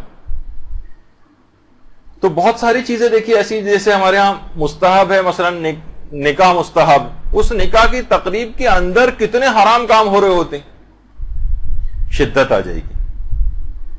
تو اسی طریقے سے جو مال حرام ہے، مال حرام یہ ایک ایسے اثرات رکھتا ہے کہ واقعتاً انسان، جو امام کہتے تھے نا کہ تم پر میری بات کا اثر اس وجہ سے نہیں ہو رہا ہے کیونکہ تمہارے پیٹ حرام سے بھرے ہوئے، اس کے بعد وہ حجت خدا کے قتل کرنے پر تیار ہو جاتا ہے اور واقعہ کربلا جیسا خونچ کا واقعہ نمودار ہو جاتا ہے. تو بہرحال اسی طریقے سے یہ جو تبرک ہے امام حسین کا، یہ ہر قسم کے مال حرام سے پاک ہونا چاہیے. کوئی چوری کا مال نہ ہو، کوئی فراڈ کا مال نہ ہو، کوئی حرام اسکیموں میں پیسہ لگایا ہوا اس کا پروفٹ آ رہا ہے وہ نہ ہو، کوئی سودی اسکیم کے پیسہ جو پروفٹ آ رہا ہے اس سے یہ والا تبرک نہ خریدا جائے. اسی طرح سے اگر کوئی خمس نہ نکلا ہوا مال ہے، اس مال کے اوپر خمس واجب الادا تھا اور اسی سے آپ نے مثلا تبرک خرید کے تقسیم ہو رہا ہے، یہ خود ایک حرام ہو جائے گا. یہ نہیں ہونا چاہیے. تو بہرحال آخری زمانے کی علامتوں میں سے یہی علامت بتائی گئی ہے روایت میں کہ اس زمانے میں آدمی اس بات کا خیال نہیں کرے گا کہ کہاں سے میرے پاس حلال سے آ رہا ہے یا حرام سے آ رہا ہے. یہ ایک بڑی ایک عالمیہ ہے کہ جس کی طرف اور ایک اور چیز بھی ہے جو آغا سیستانی سے بھی سوال کیا کہ یہ بھی حرام میں چلا جاتا ہے. بعض اوقات دیکھیے چندے جمع کر کر کے تبرک خریدا جاتا ہے، عام طور پر مساجد میں یا عام طور پر کچھ ایسے جو پروگرامز ہوتے ہیں. تو ضرورت سے زیادہ اگر جمع ہو جائے تو کیا کسی اور نیک کام پر خرچ کر سکتے ہیں اس چندے کو؟ عزاداری مثلا کھانا کھلانے کے لیے آپ نے تبرک کے پیسے چندے کے طور پر جمع کی، بچ گئے پیسے، تو فرمایا کہ نہیں، اسی چیز میں خرچ کرنا ضروری ہے. اسے امام حسین کی کسی اور مجلس میں استعمال کر لیا جائے لیکن کوئی اور نیک کام اس سے نہیں کیا جا سکتا. تو دیکھیے یہاں تک اس بات کی اہمیت ہے. تو چندے کے اندر بھی یہی سلسلہ ہے. اسی طرح سے مثلاً تبرک کے لیے اگر کسی نے خالصتاً تبرک کے لیے جمع کیا ہے تو جو بچ جائیں اس میں سے پیسے وہ اگلی کسی مجلس کے تبرک ہی میں استعمال ہوں. مثلا وہ پیسے اگر آپ نے تبرک کا کہہ کے جمع کیے ہیں تو تبرک میں استعمال ہوں گے. اس سے مثلا یہ نہیں کر سکتے کہ امام بارگاہ مسجد کی بکنگ کرانے کے جو پیسے ہوتے ہیں اس میں دے دیں. جو نیت سے جمع کیے ہیں اسی نیت سے ہی اس میں خرچ ہونے چاہیے. اور یہی جو بھی آیت اللہ شیخ جواد تبریزی جو تھے ان سے یہ سوال پوچھا گیا تھا اگر کوئی چیز سید الشہداء کے لیے وقف کی جائے تو اس کا مصرف کیا ہے؟ تو انہوں نے یہ فرمایا کہ اگر واقف نے اس بات کا تعین نہیں کیا تھا تو اسے عزاداری مجالس یا اطعام عزادارانی کے اندر خرچ کی جائے یا فقیر زائرین کی مدد کی جائے جو بیچارے اتنا مال نہیں رکھتے اور زیارت وغیرہ پہ جا رہے ہوتے ہیں ان میں خرچ کیا جا سکتا ہے. لیکن اس کے علاوہ کسی اور مقصد کے لیے خرچ نہیں ہو سکتا. تو اچھا بعض سی جگہوں پہ سننے میں آیا کہ بعض اوقات جو اس طرح کے پروگرامز ہوتے ہیں اس میں جو رضاکار وغیرہ پیسے جمع کر لیتے ہیں تو اس کے بعد جب وہ پروگرام ہو جاتا ہے اور پیسے بچ جاتے ہیں تو کیا کرتی ہے انتظامیہ کے جو رضاکاروں میں وہ تقسیم کر دیتی ہے کہ بھئی یہ پیسے بچ گئے آپ لوگوں نے ماشاءاللہ سے بہت کام کیا یہ پیسے ہم آپ میں تقسیم کر رہے ہیں. یہ نہیں کر سکتے, حرام ہے. کیونکہ سب لوگوں نے جو چندہ دیا ہے اس کام کے لیے وہ انہوں نے دیا ہے اس مخصوص کام کے لیے, مثلا تبرک کے لیے یا مجلس عزا کے لیے, لوگوں میں تقسیم کرنے کے لیے نہیں دیا. تو جو لوگ اس طرح سے کرتے ہیں تو ان کے لیے پھر یہی ہے کہ اگر جب کسی سے چندہ مانگیں تو زیادہ بہتر یہی کہ پہلے سے ان سے اجازت لے لیں کہ بھئی جو پیسہ بچے گا ہم اس کو کسی بھی اچھے مصرف میں ہم پر آپ چھوڑ دیں, ہم کہاں خرچ کریں گے تو ہم وہاں پر اس کو خرچ کر دیں گے. دیکھیے یہ جب بھی کہا جاتا ہے کہ حلال اور پاکیزہ چیز وَكُلُوا مِمَّا رَزَقَكُمُ اللَّهُ حَلَالًا طَيِّبًا, جو سورہ مائدہ کی آیت ہے اس کے اندر یہی کہ آپ کو حلال اور طیب کے اندر سے کھانا ہے. تو اس طرح کی جو چیزیں ہیں کہ جس کے اندر حرام مکس ہو جاتا ہے تو دیکھیے حرام مال سے اگر کوئی تبرک ہوگا تو اس کی روحانیت اور معنویت بالکل ختم ہو جائے گی, بلکہ اس سے آثار وضع ہوں گے. یعنی بعض اوقات دیکھیے گناہ نہیں ملتا ہے لیکن آثار وضع ہو سکتے ہیں, یعنی اس کے جو اثرات ہوتے ہیں. جیسے اگر آپ کو پتہ نہ چلے کہ جناب اس کھانے کے اندر مثلا کوئی نجاست ہے یا زہر ملا ہوا ہے تو اگرچہ گناہگار نہیں ہوں گے کیونکہ ہمیں پتہ نہیں تھا, لیکن ممکن ہے کہ اس کے معنوی اثرات ہوں اس کے. اچھا بعض اوقات یہ ہوتا ہے دیکھیے اس میں یہ بھی فقہی مسئلہ بتا دیا جائے کہ مثلا ہم کسی کے گھر یا مجلس عزا کے اندر گئے اور ہمیں معلوم ہے کہ جو مجلس عزا برپا کر رہا ہے اس کی اکثر آمدنی جو ہے نا حرام پر مشتمل ہوتی, یہ مثلا رشوتیں لیتا ہے یا اس کا فلاں حرام چیز کا بزنس ہے. تو لوگ یہ کہتے ہیں پھر ہماری ذمہ داری کیا ہے جو تبرک تقسیم ہو رہا ہے کھانے کے اعتبار سے. تو دیکھیے اگر کوئی شخص حرام بھی کماتا ہے تو آپ کو یہ پتہ نہیں ہوتا کہ یہ والا جو اس نے تبرک کا اہتمام کیا ہے یہ کس مال سے کیا, ہمیں 100% یہ بات پتہ نہیں ہوتی. تو حالت شک میں ویسے بھی اس کو کھانے کی اجازت جب تک یقین نہ ہو. ہاں اگر بالکل یقین ہمیں پتہ ہے کہ یہ ابھی فراڈ کر کے وہی پیسہ لے کر آیا ہے یا اس نے رشوت کے طور پر مثلا یہ چاول کی بوری جو ہے لی ہے فلاں شخص سے اور اسی سے ہی تبرک تقسیم کروا رہا ہے تو ایک الگ مسئلہ ہو سکتا ہے. لیکن عام طور پر لوگوں کو اس بات کا پتہ نہیں ہوتا, معلوم ہے کہ یہ شخص حرام کماتا ہے, اب یہ پتہ نہیں کہ یہ والا تبرک اس نے کس پیسے سے لیا ہے, تو حالت شک میں اس تبرک کو کھا سکتے ہیں اور اس میں کوئی حرام نہیں. اچھا اب ایک اور بھی مسئلہ یہ ہے کہ اکثر افراد فقہی مسئلے میں یہ بھی آتا ہے ڈبل تبرک لیتے ہیں.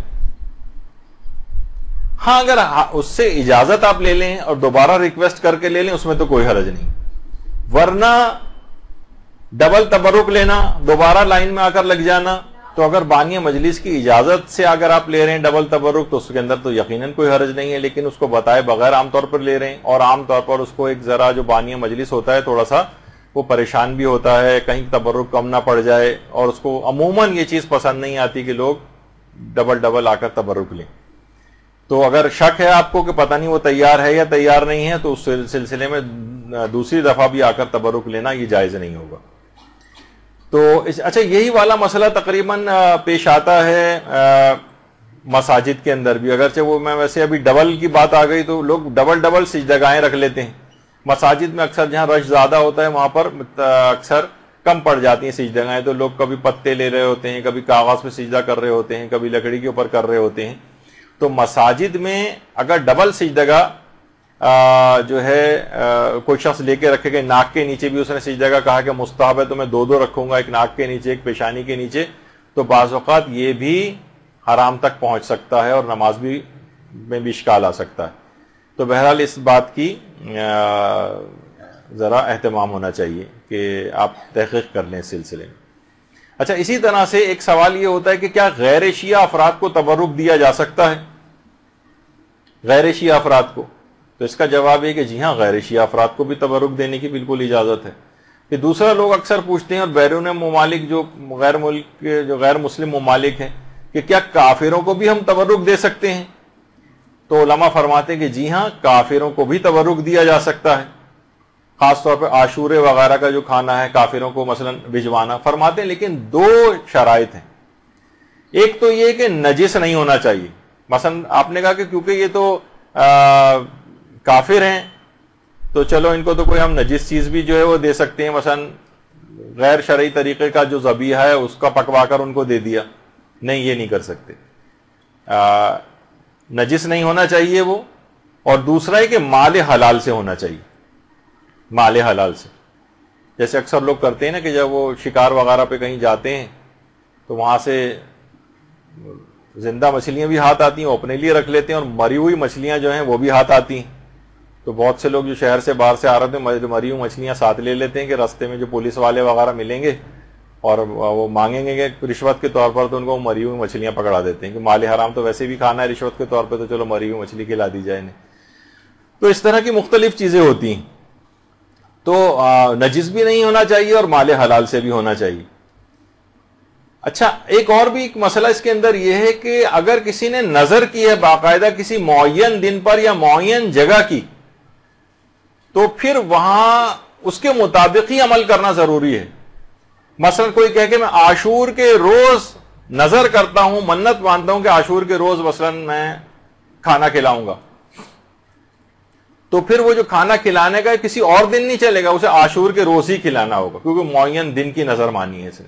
یہ اکثر لوگ جو زیارات پہ جاتے ہیں اور سید محمد کے جو روزے کے اوپر جاتے ہیں، تو اگر انہوں نے نظر کی کہ میں سید محمد کے روزے پر جب بکرا ذبح کرواؤں گا، تو اس نظر کو وہیں پورا کرنا ضروری ہوگا.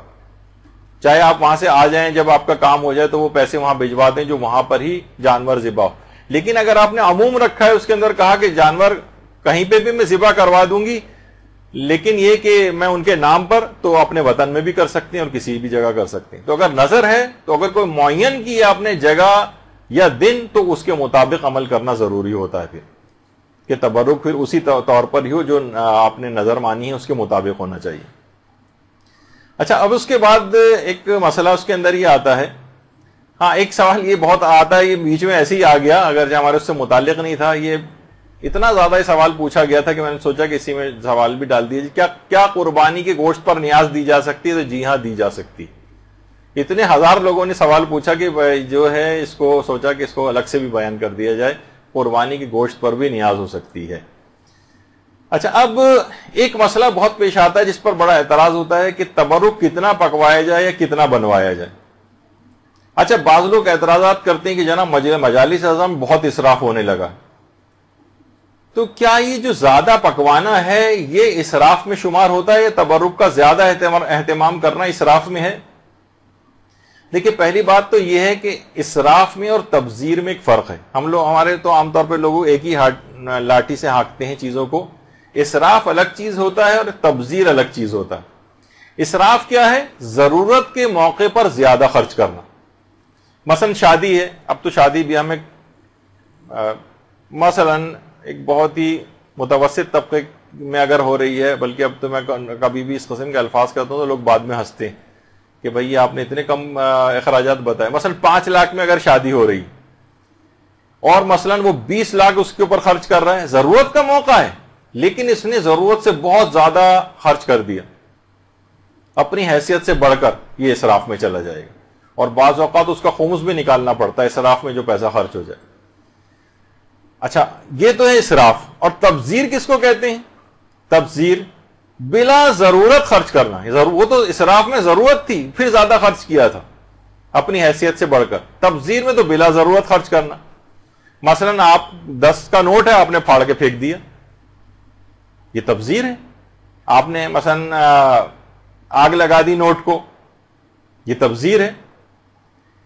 تو اسراف میں اس شخص کو دیکھا جاتا ہے کہ جو کہ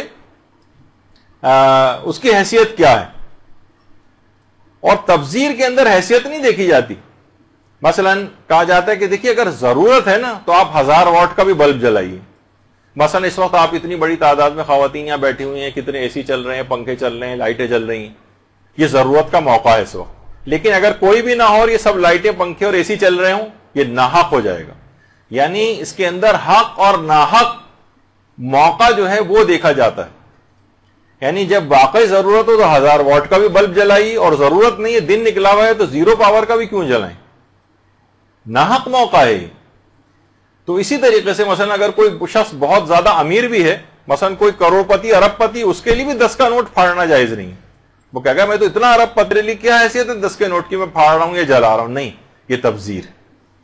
تو ضرورت کے موقع پر اگر زیادہ خرچ کر دیا جائے, ضرورت کے موقع پر, مثلا علماء فرماتے ہیں کہ جیسے ایام عزائے تبرک اگر زیادہ بنوا لیا جائے اور خواہ اس میں بچ بھی جائے تو ظاہر ہے کہ پھینکنے کی تو اجازت نہیں ہے, لیکن ایسا اہتمام کیا جائے کہ غریبوں میں تقسیم کر دیا جائے, رشتہ داروں میں تقسیم کر دیا جائے, جو اس سے کہ عموماً ہمارے ہاں ہوتا بھی ہے, غربا میں تقسیم کر دیا جائے. پہلے سے ایسی جگہیں لوکیٹ کر کے رکھ لی جائیں کہ اگر تبرک بچ گیا, تھیلیوں کا انتظام یہ وہ, کہ ہم اس کو ضائع نہیں ہونے دیں گے اور لوگوں میں تقسیم کر دیں گے. اور عموماً ایسا ہوتا ہے, کیونکہ دیکھیے نیکی کے کام میں وہ جو ہے نا, روایات میں یہ بات آئی کہ لا خیر فی الاسراف ولا اسراف فی الخیر, خیر کے کاموں میں کوئی اسراف نہیں ہے اور اسراف کے کام میں کوئی خیر نہیں ہے.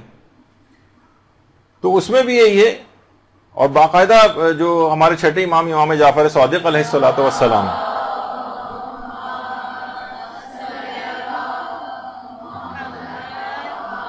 ان کی ایک روایت علامہ رضی الدین طبرسی نے اپنی کتاب مکارم الاخلاق کے اندر لکھی کہ اگر کوئی شخص کسی مومن کو کھانا کھلانے پر 1000 درہم بھی خرچ کر دے تو یہ اسراف نہیں. دیکھیے ایک چیز لوگ عام طور پر یہ کلچر کے اعتبار سے بھی بہت فرق ہو جاتا ہے. دیکھیے مہمان کا احترام, وہ جو ایک صاحب تھے انہوں نے کہا کہ جناب ایک مہمان ان کے گھر آیا, انہوں نے دال روٹی رکھ دی. کہا کہ دیکھیے وہی ہے نا کہ جو اپنے لیے پسند کرو وہی مسلمان بھائی کے لیے پسند کرو, تو ہمارے گھر دال روٹی تھی تو آپ کے لیے بھی یہ انتظام ہے. تو انہوں نے یہی کہا کہ جھوٹوں پر تو خدا کی لعنت ہے ہی, لیکن اتنے سچوں پر بھی اللہ کی لعنت ہو. تو بہرحال یعنی مہمان کو جب آپ کبھی گھر پہ بلاتے ہیں تو اس کے لیے اہتمام کریں, چاہے اس کے بعد کھانا بچ جائے, ٹھیک ہے, اس کو ضائع کر کے پھینکے نہیں کوڑے میں, اس کا کوئی انتظام ہو, اپنے پاس فریز کر کے رکھ لیں, کسی ملازم کو دے دیں, کسی جگہ بھجوا دیں, کہیں تقسیم کروا دیں. لیکن مہمان کے لیے اچھا سے کھانے کا انتظام کرنا, زیادہ مقدار میں کھانے کا انتظام کرنا, اس میں اسراف نہیں. امام فرماتے ہیں کسی ایک مومن کو کھانا کھلانے میں بھی اگر 1000 درہم خرچ ہو جائیں, اس زمانے کے 1000 درہم, ابھی بھی 1000 درہم کے معنی ہے کہ 1000 درہم جو ہیں وہ کتنی بڑی جو ہے وہ, اگر آپ موجودہ زمانے کے اعتبار سے دیکھیں تو اس کی مقدار ہو جاتی. تو بہرحال اس میں اسراف نہیں. اچھا بہت سے لوگ دیکھیں عرب جو معاشرے ہیں اس میں اکثر آپ دیکھتی ہیں کچھ تو واقعتاً اسراف وغیرہ بہت ہوتا ہے. یہ بھی اگر مثلا پھینکا نہ جائے اور غریبوں میں تقسیم کر دیا جائے دعوت کے بعد تو اسے بھی اسراف نہیں کہیں گے. اور باقاعدہ وہاں ہمارے جو نجف سے ہمارے جو پاکستانی طالب علم اور علماء وہاں پر آتے ہیں, تو جب ہم ان سے وہاں کے علماء کے حالات پوچھتے ہیں تو کہتے ہیں آپ علماء کے گھر اگر دعوت پہ جائیں تو خود چاہے وہ بہت کم کھاتے ہیں, لیکن مہمان کا اکرام اتنا زیادہ ہے کہ اگر بہت بڑا سا بھی دسترخوان ہے تو اس کے اندر اس دسترخوان پہ 1 انچ بھی جگہ نہیں ہوتی جہاں جو انہوں پر نہ کر دیں کھانے کی کسی چیز سے. یعنی مہمان کا ایک اکرام ہے, ٹھیک ہے, ضائع نہیں کیا جائے, یہ تو بات بالکل برحق ہے. ضائع کرنا حرام ہے, وہ اس میں شمار ہو جائے گا, وہ تو تبذیر میں چلا جائے گا کہ آپ اس طرح سے کھانا پھینک کر ضائع کر رہے ہیں. لیکن اس کے اندر کوئی اسراف نہیں. حضرت ابراہیم کے متعلق یہ بات ملتی ہے کہ مہمان کے لیے کثیر مقدار میں کھانا پکواتے تھے, اور بچ جائے, اگر اب ہمارے ساتھ بھی ہے کہ اگر بچ جائے تو ان کی بھی سیرت یہ تھی کہ خود استعمال کرتے تھے یا دیگر افراد کو دے دیتے تھے. بہرحال اس کو پھینکنا کسی جگہ جائز نہیں. جب بھی جو قرآن کی آیت بھی ہے کہ کلو وشربو ولا تسرفوا، کھاؤ پیو لیکن اسراف نہ کرو، یعنی پھینکو ایکو نہیں، ضائع نہیں کرو. اور بلکہ روایت میں آیات میں یہ بات بھی آئی ہے کہ نہ تو اتنا کم کرو کہ بالکل ہی اپنے ہاتھوں کو گردن سے باندھ لو، نہ اتنے زیادہ اس کو کر دو کہ بالکل یہ معاملہ آپ کے ہاتھ سے نکل جائے. اتنا زیادہ آپ نے اسراف کر دیا اور کہ اس کے اندر حرام وغیرہ تک بات پہنچ جاتی. تو اکثر ایسا بھی ہوتا ہے کہ دیکھیے فقہی مسائل کے اندر بھی آتا ہے کہ اکثر لوگ جو ہے مجالس مساجد کے اندر افطاریوں اور سحریوں کا انتظام کرتے ہیں اور اس میں سے بہت تعداد بچ جاتی ہے. تو مجالس اور امام بارگاہوں کے اندر جو اس طرح سے ہو جائے اور چیزیں بچ جائیں، دیکھیے تبرک اگر بچ جائے تو کیا کرنا چاہیے؟ تبرک اگر بچ جائے تو دیکھیے اگر وہ تبرک کسی کی شخصی ملکیت تھا تو جو صاحب غذا ہے اس سے آپ اجازت کے بغیر کسی کو نہ دیا جائے. مثلا کسی سے اگر آپ نے شخصی طور پر ڈونیشن لیا تھا اور وہ بچ گیا تبرک، تو آپ کو چاہیے کہ اس سے شخصی طور پر اجازت لیں، حتیٰ کہ آپ ادھر ادھر لوگوں میں تقسیم بھی اس کی اجازت کے بغیر نہیں کر سکتے، کیونکہ ممکن ہے کہ وہ چاہتا ہو کہ بھائی یہاں پر کھانا کھلا دیں، جو بچ جائے ٹھیک ہے میں وہ گھر لے جاؤں گا، اپنے گھر والوں کو دوں گا، اپنے پڑوسیوں کو دے دوں گا، اپنے رشتہ داروں کو دے دوں گا، اور آپ کو اس کی نیت پتہ نہیں. تو یہ تبرک اس کی اجازت کے بغیر کسی اور کو نہیں دیا جا سکتا، جو غریبوں کو بھی نہیں دیا جا سکتا. ہاں اس کو اگر نیت کا پتہ چل جائے تو ایک الگ بات. اچھا دوسری اس کی اجازت ہو تو ایک الگ بات. دوسرا یہ کہ اگر تبرک کسی معین نظر شرعی کا ہے اور وہ بچ گیا، مثلا اس نے یہ کہا کہ جناب مجلس عزا ہی کے اندر اس کو تقسیم کیا جائے، تو اب کسی اور پروگرام کے اندر کوئی اور مسجد کا کوئی مجلس کا کوئی پروگرام ہو رہا، کوئی اور اس سے ہٹ کر کوئی پروگرام ہو رہا مجلس سے، تو اس میں تقسیم نہیں ہو سکتا کیونکہ معین نظر شرعی کا. اچھا کئی افراد کے چندہ دینے والے بہت سارے افراد ہیں تو سب کی اجازت ہونی چاہیے، یا تو ان کی اجازت سے کسی دوسری جگہ پر خرچ کریں. مثلا اگر ہم نے خود ہی چندہ دیا ہے اور تو ہم کہیں پہ بھی اس کو تقسیم کروا سکتے ہیں، اور جتنے لوگوں نے چندہ دیا ہے ان سب کی اجازت ہونی چاہیے. اچھا بعض اوقات یہ ہوتا ہے کہ چندہ دینے والے افراد معلوم نہیں ہوتے، بہت سے لوگوں سے چندہ لیا اور اس کے بعد ہمیں پتہ ہی نہیں، تو پھر اس مال کو یہ جو بچ گیا ہے اس وقت تبرک کے پیسے بچ گئے یا تبرک بچ گیا تو یہ مال مجہول المالک سمجھا جائے گا، اور حاکم شرع مجتہد کے وکیل سے اجازت لے کر پھر اس کو تقسیم کروا سکتے ہیں، اس کا جو بھی مصرف ہوگا. سب سے بہتر تو یہ کہ جس وقت بھی چندے وغیرہ کام، کیونکہ یہ بہت اس کے سوالات بھی آتے ہیں، ہم نے دیکھا ہے علماء سے بھی پوچھے جاتے ہیں، مدرسے کے بھی اس پہ سوالات بہت آتے ہیں کہ اس طرح سے جو پیسہ بچ جاتا ہے اسے کیا کیا جائے. تو چندہ دینے والے افراد اگر نامعلوم ہیں تو حاکم شرع سے رابطہ کر کے ان سے اس پیسے کا مصرف معلوم کر لیا جائے. اچھا اب بہتر تو یہ کہ جس وقت چندہ لے رہے ہیں ان سے اسی وقت اجازت لے لی جائے کہ بھئی آپ دے رہے ہیں، جو بچ جائے گا ہم فلاں فلاں چیز میں استعمال کر لیں گے، تو پھر کام ٹھیک ہو جائے گا. اچھا پھر ایک سوال، آیت اللہ شبیری زنجانی ہمارے جو ایک مرجع ہیں اس وقت ماشاءاللہ حیات ہیں، ان سے بھی ایک سوال پوچھا گیا کہ تبرک وغیرہ کے سلسلے میں جو پیسے ہیں بعض اوقات وہ بچ جاتے ہیں، تو کیا ہم یہ کر سکتے ہیں کہ مسجد یا امام بارگاہ کا مائک خرید لیں؟ اس سے مائک وہ بھی تو ضرورت ہوتی ہے نا مجلس کے لیے، تو انہوں نے منع کر دیا نہیں، تبرک کے لیے اگر آپ نے لیا ہے تو اسی مصرف میں اس کو استعمال ہوگا، اس سے کسی اور مصرف میں اس کا استعمال نہیں ہو سکتا.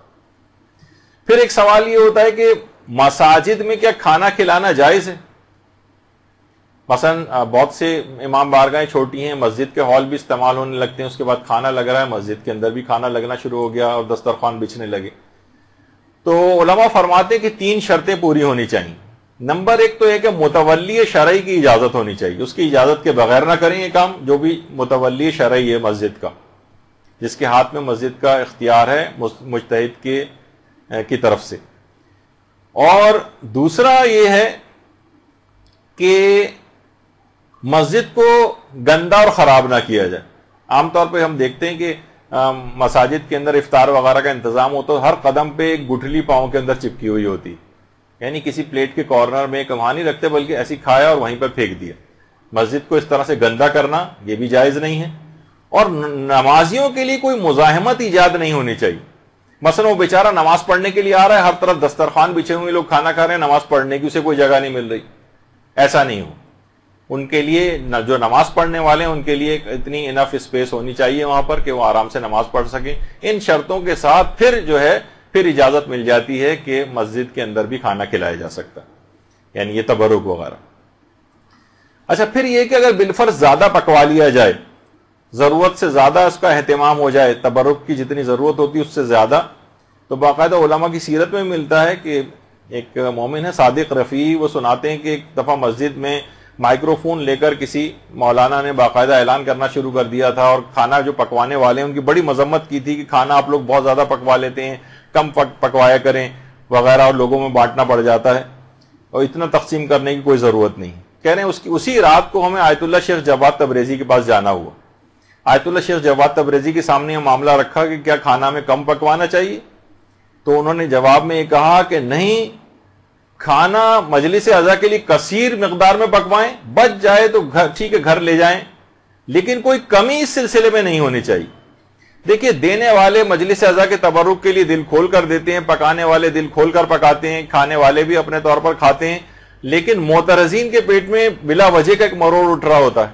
ان کو نہ ایک پیسہ دینا ہے, بلکہ کھانا کھانے والے میں تو وہ شمار ہوتے ہیں, پیسہ دینے والوں میں نہیں ہوتے, لیکن اعتراض سب سے زیادہ بڑھ کر وہی لوگ کر رہے ہوتے ہیں. خمس پر اعتراض سب سے زیادہ وہی لوگ کر رہے ہوتے ہیں جنہوں نے خود کبھی ایک پیسہ خمس نہیں نکالا ہوتا. تو دیکھیے, مجلس اعضاء کی جو شان و شوکت ہے اس کے اوپر اس کے اندر کوئی کمی نہیں ہونی چاہیے, اس پر ویسے ہی پیسہ خرچ ہونا چاہیے. اگر بچ جائے تبرک تو انتظامات ہوں, تھیلیاں ہوں, شاپنگ بیگس ہوں, بھجوانے کا انتظام موجود ہونا چاہیے. اور کتنے ہی ادارے ایسے ہیں, دیکھیے باقاعدہ آیت اللہ سیستانی کا بھی ان سے یہی کہا کہ پوچھا گیا کہ جناب اس طرح سے مجالس منعقد ہوتی ہیں, اور ایک وقت میں کئی مجالس اعضاء منعقد ہوتی ہیں, اور اکثر مجالس میں نیاز میں چاول وغیرہ تقسیم ہوتے ہیں, صبح تک یہ سلسلہ رہتا ہے. اس فراوانی میں کھانے کی بڑی مقدار کچرے کے ڈھیر میں پھینک دی جاتی ہے, اس بارے میں آپ کی کیا رائے؟ تو انہوں نے یہ فرمایا دیکھیں, تبذیر یعنی بلا ضرورت اس طرح سے خرچ کرنا یہ باعث غضب ہے, شرعاً حرام بھی ہے. ضروری ہے کہ ہر وہ اقدام کیا جائے جس کے ذریعے اس کو روکا جا سکے, اور یہ کام انتظامات کرنے والے اشخاص کے ساتھ صلاح و مشورے کے ذریعے ہو. یعنی جہاں پھینکنے والی بات آ جائے وہ تو کوئی بھی مجتہد برداشت نہیں کرے, وہ تو شیخ جواد تبریزی بھی منع کریں گے. وہ کہتے ہیں کہ نہیں, ہو جائے زیادہ پک جائے تو کھانا مومنین ساتھ باندھ کے لے جائیں یا غریبوں میں تقسیم ہو جائے, لیکن کمی نہیں کریں اس کے اندر کہ کچھ لوگ ایسے ہی واپس جا رہے ہیں, کھانا ختم ہو گیا گھر واپس جا رہے ہیں. نہیں, یہ اس کی شان و شوکت کے خلاف ہے. دیکھیے کتنے غریب ایسے افراد ہیں, وہ جو آپ کوڑے پر ویسے ہی جا کر پھینکیں گے, ان کو بہتر نہیں کہ عزت کے طور پر ان تک پہنچا کر ان غریبوں کو جو ہے والا کھانا جو دیا جائے. یہ کتنے جب یہ شوکیسوں کے اندر جو لگی بازار کے کھانوں کے اندر, اکثر علماء نے کہا ہے کہ خاص طور پر دینی طالب علم بازاروں میں جو سجی ہوئی چیزیں ہوتی ہیں شوکیسوں میں, وہ خرید کے نہ کھائیں, ان میں ایک بے برکتی آ جاتی. غریب جو خرید نہیں سکتے ان کو حسرت بھری نگاہوں سے جب ان چیزوں کو دیکھتے ہیں, ان کھانوں پہ سے برکت اٹھ جاتی. تو بہرحال یہ کہ ان تک ویسے ہی چیز پہنچائی جائے. تو لیکن یہ کہ بارگاہ حسینی کے اندر تو دیکھیے سبھی فقیر ہیں, یا فقیر و غنی کا کوئی فرق نہیں. آیت اللہ محمد حسین غربی اصفہانی کمپانی آیت اللہ بہجت کے اساتذہ میں سے تھے, نجف میں ان کی عالمیت تھی. لوگ یہ دیکھتے تھے تبرک کی جو چائے ہے یہ خود نکال کر لوگوں کو دے رہے ہیں. مرجع تقلید جیسے آیت اللہ سیستانی خود چائے اگر تقسیم کرتے آپ کو نظر آئیں تو کیسا لگے گا؟ یعنی لوگ بڑے حیران ہو جاتے تھے. اچھا, یہ خود کیا کرتے تھے؟ چائے تقسیم کرتے تھے خود, جبکہ مرجع تھے آیت اللہ کمپانی. ان کے متعلق علماء کہتے ہیں کمپانی اسی وجہ سے کہ ان کے والد کی کمپنیاں تھیں, بہت ہی امیر کبیر آدمی تھے. لیکن اس کے بعد یہ نہیں کہ زیادہ مال و دولت ہو جائے تو علم دین سے اتنی زیادہ انسان بے رغبت ہوتا چلا جاتا, اس کی اولادوں میں بھی نہیں نظر آتا. یہ اتنا علم انہوں نے حاصل کیا, کتنے مالدار ترین باپ کے بیٹے ہونے کے باوجود کہ عالمیت کے اس پہ مرجع تقلید بنے. اور اس کا انکساری کا یہ عالم تھا کہ باقاعدہ لوگوں کو خود سے چائے نکال کر دیتے تھے, اور عزاداروں کے جوتے سیدھے کیا کرتے تھے. لوگ کہتے تھے ارے آقا یہ کیا کر رہے ہیں؟ یعنی اتنے عظیم عالم, سوچیں کہ آیت اللہ میلانی جیسے مرجع تقلید, وہ بھی ان کا شاگرد تھا, کہ آقا یہ کام ہمیں کرنے دیں. وہ کہتے تھے ارے تم یہ کیا بات کرو گے، میں کام تمہیں کرنے دوں اور خود نہ کروں، یہ مجلس شہزادی فاطمہ الزہرا سلام اللہ علیہ ہے. اللہم صلی علی محمد وعلی محمد.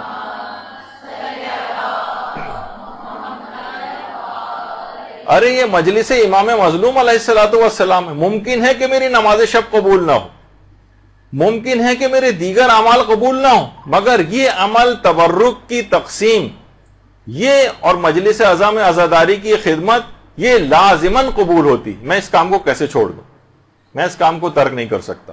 اور اتنی یقین کیجئے برکتیں ہیں اس کام میں کہ واقعتاً لوگ کرنے والے جو اس میں ہیں خود آبزرو کرتے ہیں. ایک عالم دین نقل خود کرتے ہیں کہ ایک دکاندار سے ان کی بات چیت ہوئی تو اس دکاندار نے بتایا کہ 30-40 سال ہو گئے میں ایام عزا کا جو عشرہ اول ہوتا ہے اس میں شام ہی سے میں اپنی دکان بند کر دیتا ہوں، جبکہ پیک ٹائم ہوتا ہے اس وقت کاروبار کا، یعنی اس وقت دکاندار کے پاس گاہکوں کی ایک لائن ہوتی ہے، بمشکل میں جو ہے وہ بہرحال دکان بند کرتا ہوں اور اس کے بعد میں مجالس عزا کا تبرک جا کر تقسیم کرتا ہوں اور میں جو ہوں سبیلوں کا انتظام کرتا ہوں، خود جگہ کھڑے ہو کر وہاں پر لوگوں کو پانی اور شربت وغیرہ پلاتا ہوں. خدا جانتا ہے کہ میں ایک کام بغیر کسی لالچ کے فقط خوشنودی پروردگار کے لیے کرتا ہوں.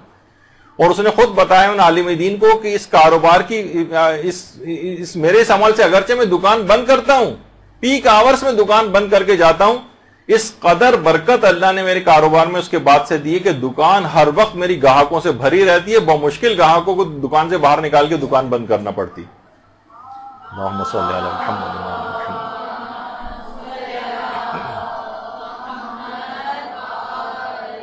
تو بہرحال مکمل اخلاص کے ساتھ یہ ہونا چاہیے. اور اس کے بعد اگلی شرط یہ ہے کہ تبرک کے اندر وجاہت ہونی چاہیے. یہ کیا چیز ہے؟ یعنی اس کے اندر کوالٹی ہو، کمن اور کیفن دونوں، یعنی کوانٹٹی کے اعتبار سے بھی کوالٹی کے بھی اعتبار سے. ایک تو کوانٹٹی کے بھی اعتبار سے یا کوالٹی. جیسے میں نے ایک دفعہ سنایا تھا کبھی کسی کلاس میں واقعہ کہ انڈیا کے کسی علاقے کے اندر یعنی باقاعدہ اگر 15 منٹ کی مجلس ہے تو وہ نمک پارے کی ہوتی، اور اگر 25 منٹ کی ہے مثلا تو اس میں بند وغیرہ تقسیم ہوتے ہیں، اور اگر آدھے گھنٹے کی ہے تو اس کے اندر جو ہے باقر خوانی یا کوئی اور اس طرح کی چیز تقسیم ہوتی، اور اس کے بعد اگر 1 گھنٹے کی ہے، پونے گھنٹے کی ہے تو اس کے اندر بریانی تقسیم ہوتی. تو ایک دفعہ 15 منٹ کی مجلس تھی تو مولانا پڑھتے پڑھتے 15 منٹ سے 25 منٹ پہ نکل آئے تو حاضرین میں سے کسی نے کہا نمک پارے کی ہے مولانا صاحب. تو لوگ جو ہیں اس قسم کی چیزیں جو ہیں وہ انہوں نے منسوب کر دی ہیں. اس سے کیا ہے یعنی کمن اور کیفن کیفیت کے اعتبار سے بھی اس کے اندر ایک وجاہت ہونی چاہیے اور کوانٹٹی کے اعتبار سے بھی اس کے اندر وجاہت ہونی چاہیے، کیونکہ امام حسین وجی ہیں. علماء فرماتے ہیں کہ دیکھیے امام وجی ہیں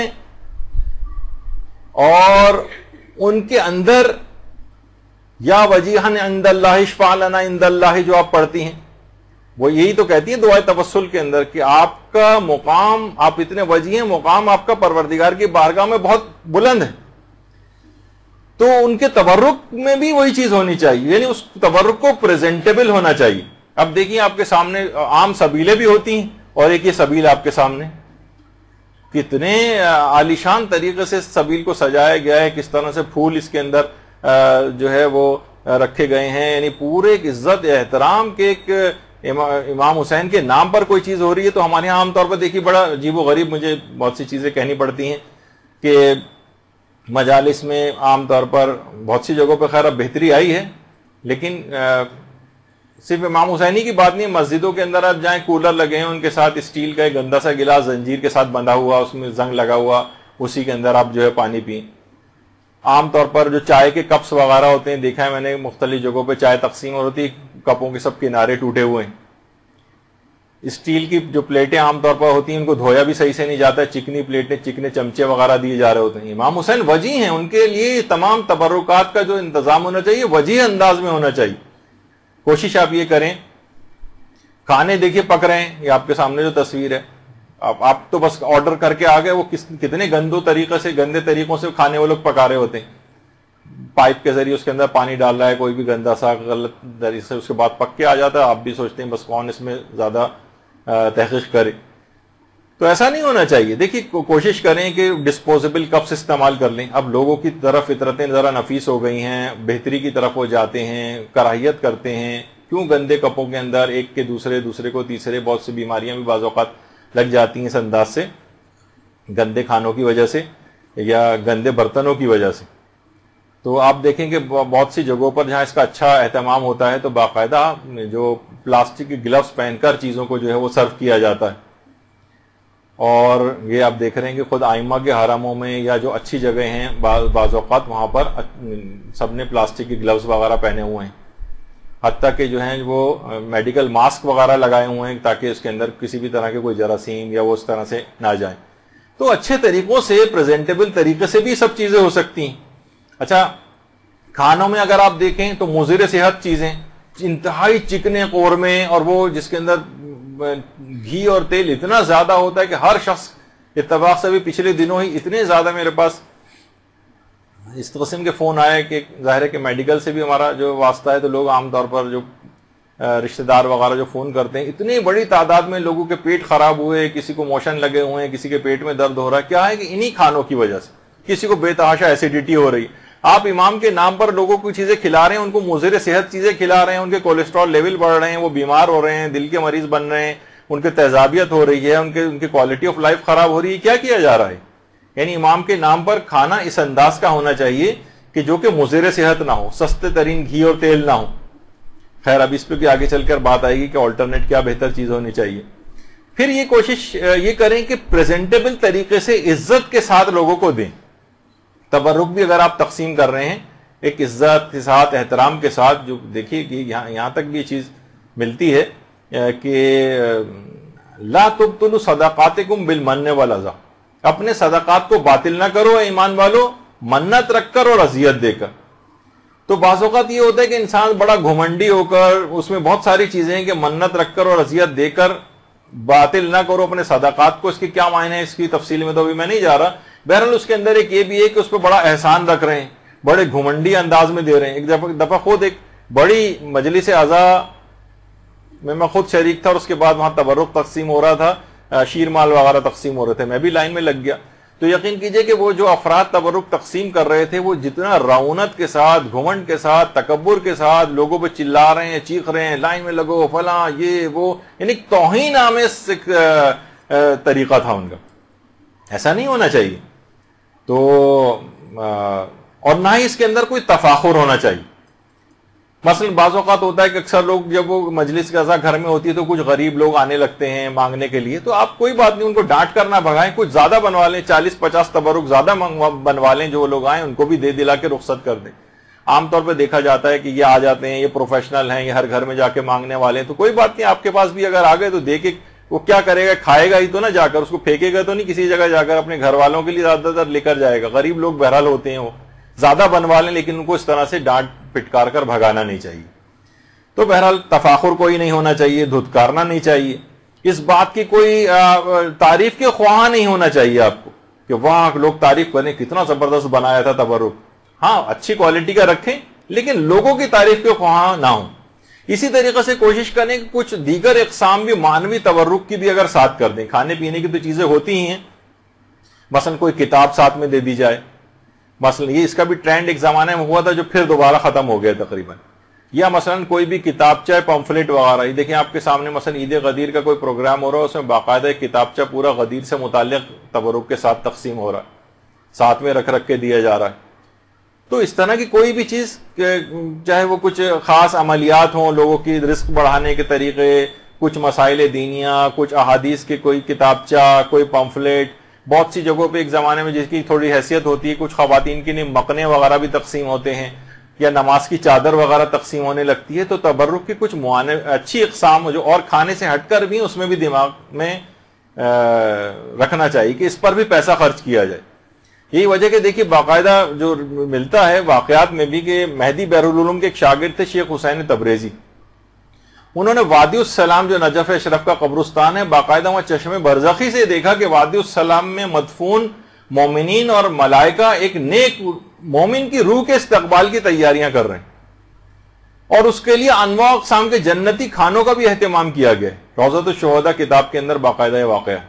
شیخ حسین تبریزی فرماتے ہیں کہ پوچھنے پر یہ معلوم ہو کہ اس شخص کو یہ مقام 3 خصوصیات کی بنا پر حاصل ہوا۔ نمبر 1، وہ اہل بیت رسول سے بے پناہ محبت کرتا تھا۔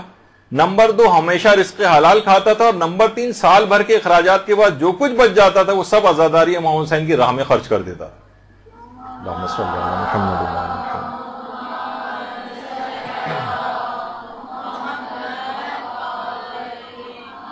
تو بہت خصوصیات ہیں اس کی، اس کے اوپر پیسہ خرچ کیا جائے۔ یہ وجہ ہے کہ احمد خمینی جو امام خمینی کے بیٹے ہیں، کہتے ہیں کہ امام خمینی کے انتقال کے بعد میں نے ان کو ایک دفعہ خواب میں دیکھا تھا اور ان سے پوچھا تھا کہ بابا اس جہان کے اندر کون سی چیز زیادہ فائدہ پہنچانے والی؟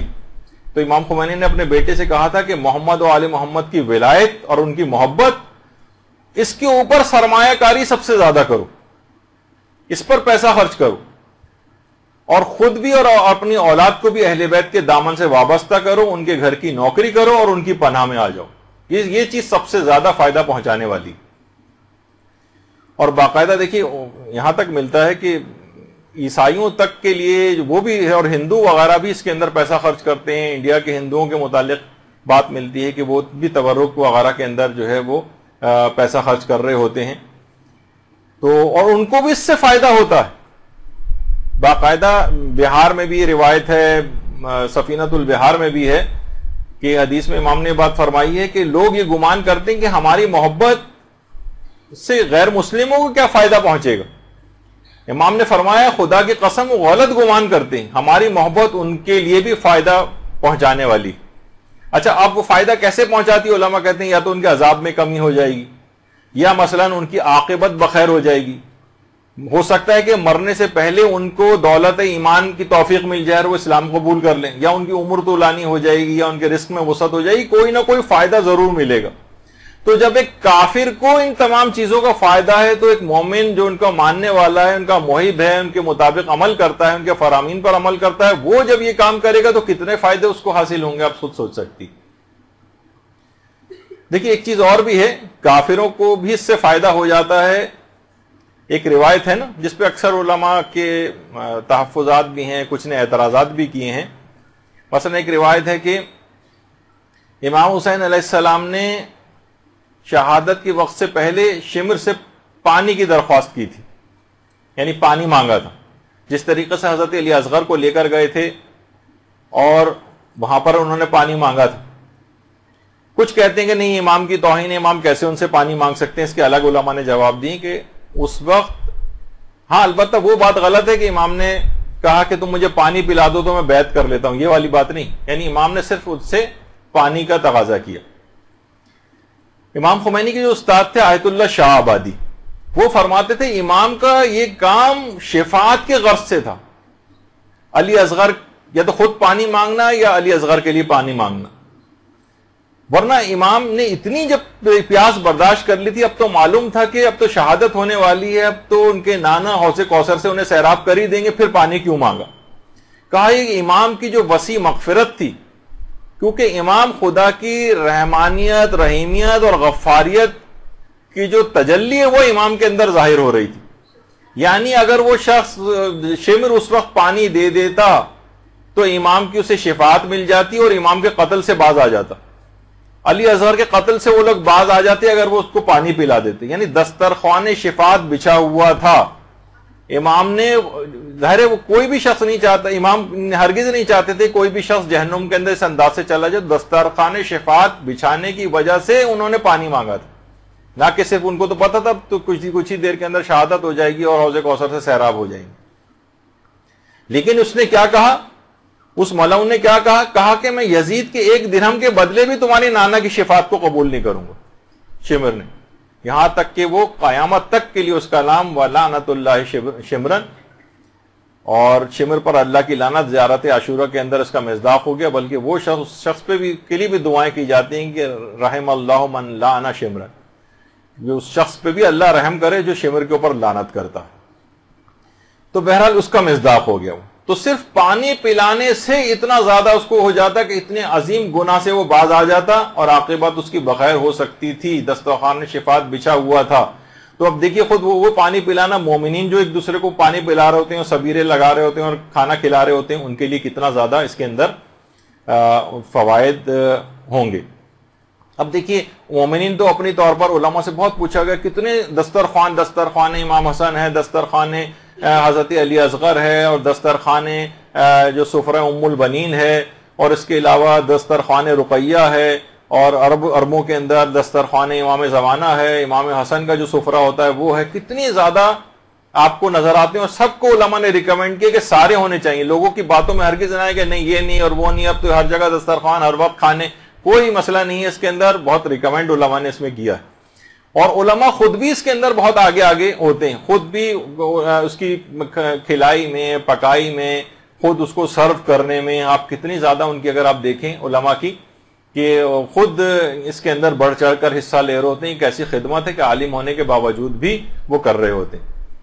یہ آیت اللہ باقر الحکیم شہید ہیں، یہ خود لوگوں کو کھانا کھلایا کرتے تھے، اس طرح سے نکال کے دیتے تھے۔ یہ آیت اللہ تقی مدرسی ہیں، خود مرجع تقلید ہیں، مرجع ہونے کے باوجود لوگوں کو چائے پلا رہے ہیں اور لوگوں میں جو ہے کھانا کھلا رہے ہیں، لوگوں میں کھانا تقسیم کر رہے ہیں، کیونکہ اس کی بہت اہمیت ہے، دنیاوی و اخروی بے پناہ فائدے ہیں۔ لوگ کہتے ہیں کہ بھائی اس کے اندر بہت افراط بہت ہو گئی ہے، بہت زیادہ لوگ کرنے لگے ہیں۔ آیت اللہ وحید خراسانی بڑا زبردست جملہ کہتے ہیں، فرماتے ہیں عزاداری امام حسین میں تفریط ہی تفریط ہے، افراط نہیں، ہر چیز کمی کی طرف ہے۔ غم بھی جتنا بھی آپ کر رہے ہیں سب کم ہے، جتنا بھی آہو بکا کر رہے ہیں سب کم ہے، جتنا پیسہ خرچ کر رہے ہیں سب کم ہے، مکمل تفریط ہی تفریط ہے، افراط اس کے اندر ہے ہی نہیں، کمی کی طرف ہر چیز ہے۔ تو یہ جو کہنا کہ بہت ہو گیا بہت نہیں ہے، کہ ہر چیز کم ہے، جتنا بھی خرچ کریں اس کے اندر کوئی اس کے اندر ممانعت نہیں ہے، بلکہ زیادہ فائدے، دنیاوی کتنے فائدے ہیں۔ اب میرے پاس اتنا وقت نہیں ہے کہ ان فائدوں کو بھی جلدی بس میں کر رہا ہوں کہ انسان، علماء نے کہا کہ اس کی شخصیت کی معرفت ہوتی ہے، جو کھانا کھلاتا ہے وہ ایک آئسولیشن سے نکل جاتا ہے، اس کے علاوہ معاشرے میں اس کے عزت و وقار میں اضافہ ہوتا ہے، گھر میں اس کے خیر و برکتیں آنے لگتی ہیں، گھر سے آفات و بلائیں اس کے دور ہونے لگتی ہیں، اس کو تعظیم شاعر کا ثواب ملتا ہے جو بھی کھانا کھلا رہا ہوتا ہے، اس کی روحانی اور نفسیاتی جو اس کو خوشیاں ملتی ہیں کھانا کھلا کر وہ ملتی ہے، اس کے اندر اخلاق کریمانہ پیدا ہونے لگتے ہیں، سخاوت وغیرہ اس کے اندر پیدا ہونے لگتی ہے، اور اس طرح سے اس کی اولاد کی بھی تربیت ہوتی ہے، اور باقاعدہ نسلوں میں اس کی ثقافت اسلامی منتقل ہوتی ہے۔ بچوں کے اندر کتنا زیادہ بچے اس کے اندر اہتمام کرتے نظر آتے ہیں، تو یہ بہت اہم چیز ہے۔ اس کے علاوہ مومنین کے آپس میں تعلقات بہت زیادہ مضبوط ہوتے ہیں۔ دیکھیے کتنے ہی رشتہ دار ایسے ہیں جو جن کی سالوں ملاقات نہیں ہوتی، رنجشیں ہوتی ہیں، مجلسوں میں بلاتے ہیں، کھانے پر بلاتے ہیں، ان کی رنجشیں دور ہو جاتی ہیں، معاشی حالات جو ہے انسان کے بہت جو ہے وہ اس کے اندر بہتری آتی ہے۔ اگر اس کو بھی انٹروڈیوس کیا جائے کہ عورتیں بہت سارے کام جو گھروں میں کر سکتی ہیں، عام طور پر لوگ کہتے ہیں بزنس کیسے شروع کریں، ہم دکان لیں گے، ٹیکس دینے پڑیں گے، یہ کہاں سے ہوگا، گھروں پہ عورتیں کام شروع کریں، مجالس سے جا کے تبرک بنائیں، گھر سے سپلائی کریں۔ کتنے لوگ جنہوں نے کام شروع کیا ہے، اب کیا ہے کہ زیادہ تر غیر مومنین افراد کی آپ خدمات لیتے ہیں، پیسہ بھی ان کے پاس جاتا ہے، اکثر اس میں سے دشمنان اہل بیت بھی ہیں، اپنے مومنین کی معاشی حالت بہتر ہوگی۔ روایات میں بھی ہے کہ اونٹ کے کوہان میں چھری اتنے جلدی اثر نہیں کرتی جتنا رزق ان لوگوں کے لیے آتا ہے جو دوسروں کو کھانا کھلاتے ہیں، رزق میں اس کے بہت برکت ہوتی ہے۔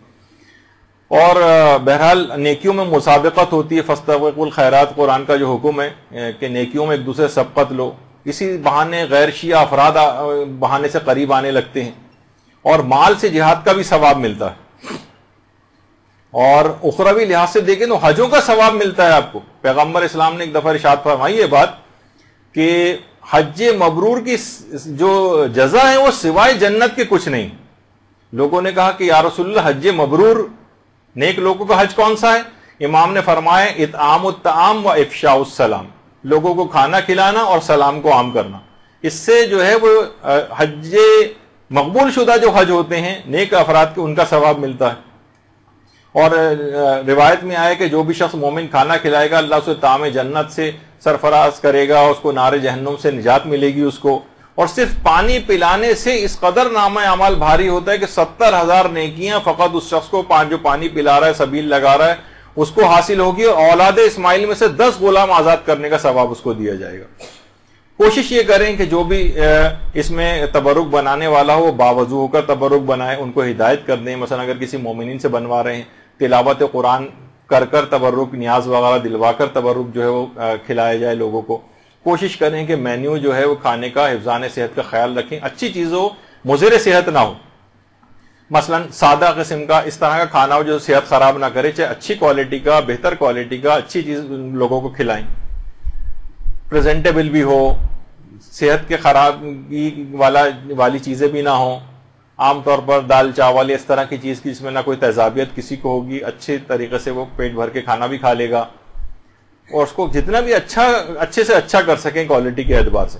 اسی طریقے سے مثلا پھلوں کو بھی رائج کرنا چاہیے. پھل ہیں حفظان صحت کے اعتبار سے جو ہے وہ تقسیم کیے جاتے ہیں. تو آپ نے دیکھا کہ روایات کے اندر بھی یہ بات آئی ہے کہ پھلوں کے جناب لوگوں کو سیب کے فوائد پتہ ہوتے تو اس کے علاوہ کسی اور چیز کا علاج اپنے بیماروں کا اس کے علاوہ کسی چیز سے نہ کرتے. تو پھلوں کو رائج کرنا چاہیے. کوئی ایسا پیکٹ بنا لیں جس میں 2-3 اچھے پھلوں ہوں تو یہ اچھا تبرک شمار ہو جائے گا. اسی طریقے سے مثلا جو ہے وہ اگر کسی کی حیثیت ہو تو کچھ ڈرائی فروٹس کے پیکٹ وغیرہ بہت سی جگہوں پہ تقسیم ہو سکتے ہیں. صحت کے اعتبار سے کتنا اچھا ہے کہ اگر آپ یہ تقسیم کریں, مومنین کے جسموں میں جائیں, ان کو فائدہ پہنچائیں بنسبت ان چکنے اور مضر صحت کھانوں کے. تو کوشش کریں کہ پیٹ بھر کر لوگوں کو کھانا کھلائیں. اور اس کے اندر ایک اور خصوصیت یہ بھی ہے کہ دیکھیے اس میں امیر اور غریب بھی ایسے ہی پارٹیسپیٹ کرتا ہے اس کے اندر, اپنے پیٹ کو کاٹتا ہے. چاہے اس کو صرف 40 پہ لوگ دیکھتے ہیں انتہائی غریب لوگ ہیں لیکن پھر بھی وہ وہاں جا کر خدمت کر رہے ہوتے ہیں. اور تبرک میں دیکھیے شفا یابی کی بھی ایک صفت ہوتی, اور باقاعدہ آیت اللہ سعید الحکیم سے بھی یہ چیز پوچھی گئی ہے. تو مریضوں کے لیے باقاعدہ اسپتال کے مریض ہوتے ہیں, ان کے لیے لوگ باقاعدہ تبرک لے جا کر تاکہ وہ شفا یاب ہو جائے. اور یہی چیز جیسے ابھی میں ذکر کر رہا تھا کہ آیت اللہ سعید الحکیم سے بھی پوچھی گئی کہ ہم شفا یابی کے لیے تبرک جو مجلس اعضاء کا ہے اس کو لے جا کر مریضوں کو کھلا سکتے ہیں. تو انہوں نے کہا بالکل, ان کی شفا یابی کی نیت سے تبرک لے جانا اور ان کو اگر صحت اجازت دے تو وہ کھا سکتے ہیں اس کو. ایک واقعہ ہے جو حضرت زہیر ابن قین کا, بس اس کو جلد سے جلد مکمل کرتے ہیں بس آخری 2 منٹ میں. یہ اکثر یہ والا واقعہ بہت جگہ پڑھا جا چکا ہے, لیکن اب کیونکہ پوری تبرکی کی گفتگو ہو رہی ہے تو یہ واقعہ باقاعدہ سوانح زہیر ابن قین جو آغا مہدی لکھنوی نے جو کتاب لکھی ہے اس کے اندر یہ واقعہ ہے کہ مدرسۃ الواعظین لکھنؤ کے پرنسپل مولانا دل اختر صاحب یہ بات بیان کرتے ہیں کہ زمانے طالب علمی میں جب ایک دفعہ تبرک پہ بات نکلی تو شمس العلماء سید سبط حسن نے اپنے شاگردوں سے یہ بات کہی کہ جو شخص کسی مریض کی صحت یابی کے لیے روزہ رکھے اور افطار کے بعد یہ دعا کر کے بستر پہ آئے کہ اے زہیر ابن قین طبیب لشکر حسینی میرے مریض کے لیے دوا تجویز کر دیجئے, تو خواب میں ایک بزرگ اس بیماری کا نسخہ لکھوا دیں گے. ایک مریض کی بہن نے بھائی کی صحت یابی کے لیے روزہ رکھ کر حسب ہدایت دعا کی تو خواب میں دیکھا کہ لوگ ایک شخص کو گھیرے ہوئے ہیں اور وہ مریضوں کو کچھ نسخے لکھوا رہے ہیں. بہن نے بھائی کے مرض کی دوا چاہی تو جواب ملا کہ تو خود دوا نہیں لیتا ہے. انہوں نے کہا ایسا تو نہیں ہے, دوا تو اس نے بہت کی ہے لیکن شفایاب نہیں ہوتا. فرمائے وہ مجلس حسین کا تبرک کیوں نہیں لیتا ہے؟ صبح ہوئی تو اللہم صلی علی محمد وعلی محمد.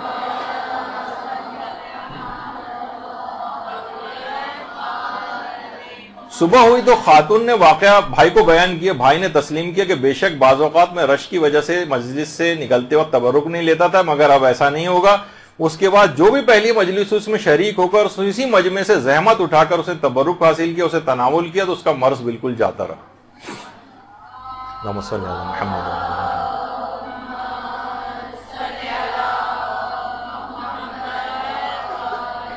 اس کے بعد یہ واقعہ وہاں کے ایک رسالہ چھپتا تھا اس کے اندر بھی چھپا. اس کے بعد بہت سے اس زمانے میں طبیب ہوا کرتے تھے, انہوں نے یہی والا طریقہ اپنے جو بہت سے ایسے مریض جو شفایاب نہیں ہو رہے تھے ان کے لیے کیا, اور اس کے بعد مجلس اعضاء کا تبرک کا اہتمام ان کے لیے کیا تو وہ بھی مسلسل اس لحاظ سے صحت یاب ہوتے گئے. تو بہت اس کے بعد یہ واقعہ جو ہے وہ مشہور بھی ہوا. تو بہرحال دیکھیے یہ ایسی چیزیں ہیں.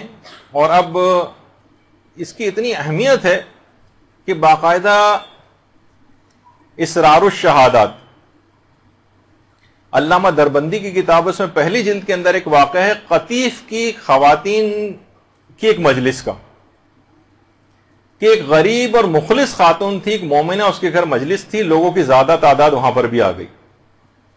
اب وہ بہت پریشان ہوئی کہ میں ان کا انتظام کھانے کا کیسے کروں گی. تو اس قطیف کی اس مجلس میں عورتوں نے باقاعدہ مشاہدہ کیا کہ اچانک سے کچھ نورانی اور ملکوتی خواتین اس محفل کے اندر آ گئیں.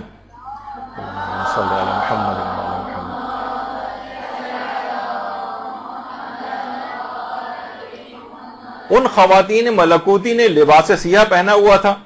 بہت سی عورتیں مجلس عزا کے اندر جو شریک تھیں وہ ان کی نورانیت اور ملکوتیت کو برداشت نہیں کر سکیں اور غش کھا گئیں.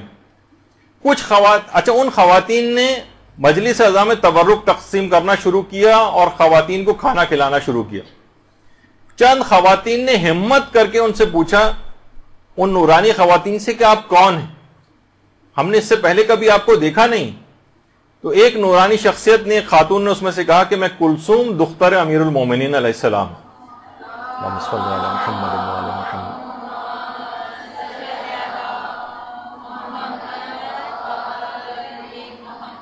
اور وہ جو تمہارے سامنے دوسری خاتون ہے وہ زینب بنت علی سلام اللہ علیہ ہیں. اور وہ جو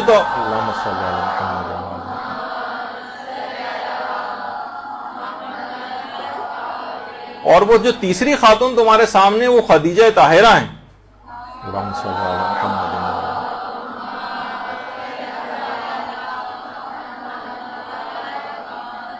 اور وہ چوتھی خاتون جن کا نور زمین و آسمان سے ساطع ہو رہا ہے، اور یہ وہی ہیں جن کے نور سے چاند اور سورج اور ستارے روشن ہوتے ہیں.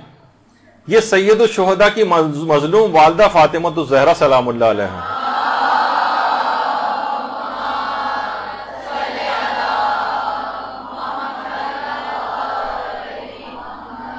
ہم اس مجلس میں اس وجہ سے آئے ہیں تاکہ ہم تمہیں اس سے شرمندگی سے بچائیں اور تبرک ہم خود تقسیم کریں. باقاعدہ اسرار الشہاد اکثیر العبادات فی اسرار الشہادات میں علامہ دربندی نے اس کی پہلی جلد کے اندر اس واقعے کو لکھا. تو اس طرح سے مجالس عزا کے تبرک کی تقسیم کے لیے نورانی شخصیتوں کا آنا بھی مشاہدات کے اندر آیا ہے. قطیف کی خواتین کا یہ واقعہ بہت مشہور ہوا تھا، یہاں تک کہ اس کتاب تک کے اندر ہی آیا، اور بھی اس کے علاوہ بھی بے شمار اس کے واقعات اور مکاشفات. تو بہرحال اس کو بالکل اچھے طریقے سے اس کا اہتمام کرنا چاہیے. اتنا بابرکت ہے یہ کہ باقاعدہ کسی شاعر نے بڑا اچھا اس میں شعر کہا ہے کہ رضوان تیرا خوان جنا تجھ کو مبارک، جنت کی جو نعمتیں کا خوان ہے تجھ کو مبارک، میرے لیے مجلس کا تبرک ہی بہت. تو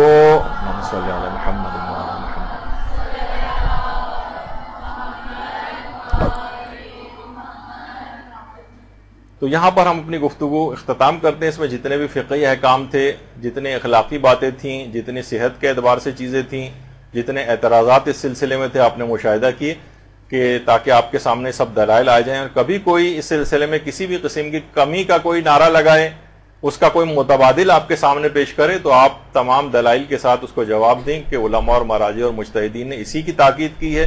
اس میں جتنی زیادہ اس کے اندر کوششیں کی جائیں، کتنا زیادہ اس کا اہتمام کیا جائے، اس کے اندر کوئی اسراف نہیں ہے، اور اگر کچھ بچ جائے تو لوگوں کے اندر تقسیم کرنے کا اہتمام کرنا چاہیے. تو گفتگو یہاں پر اختتام پذیر ہوتی ہے. انشاءاللہ ایک کلاس مسائل عزاداری کے سلسلے میں فقہی مسائل کے حوالے سے آگے اور بھی ہوگی اگلے ہفتے، اور انشاءاللہ مزید کچھ نئے جو احکام ہیں عزاداری کے کچھ فقہی جو اس سے پہلے ہم نے بیان نہیں کی، وہ انشاءاللہ اس کے اندر بیان ہوں گے. وہ صلی اللہ علی محمد و آلہ الطیبین الطاہرین. ضرور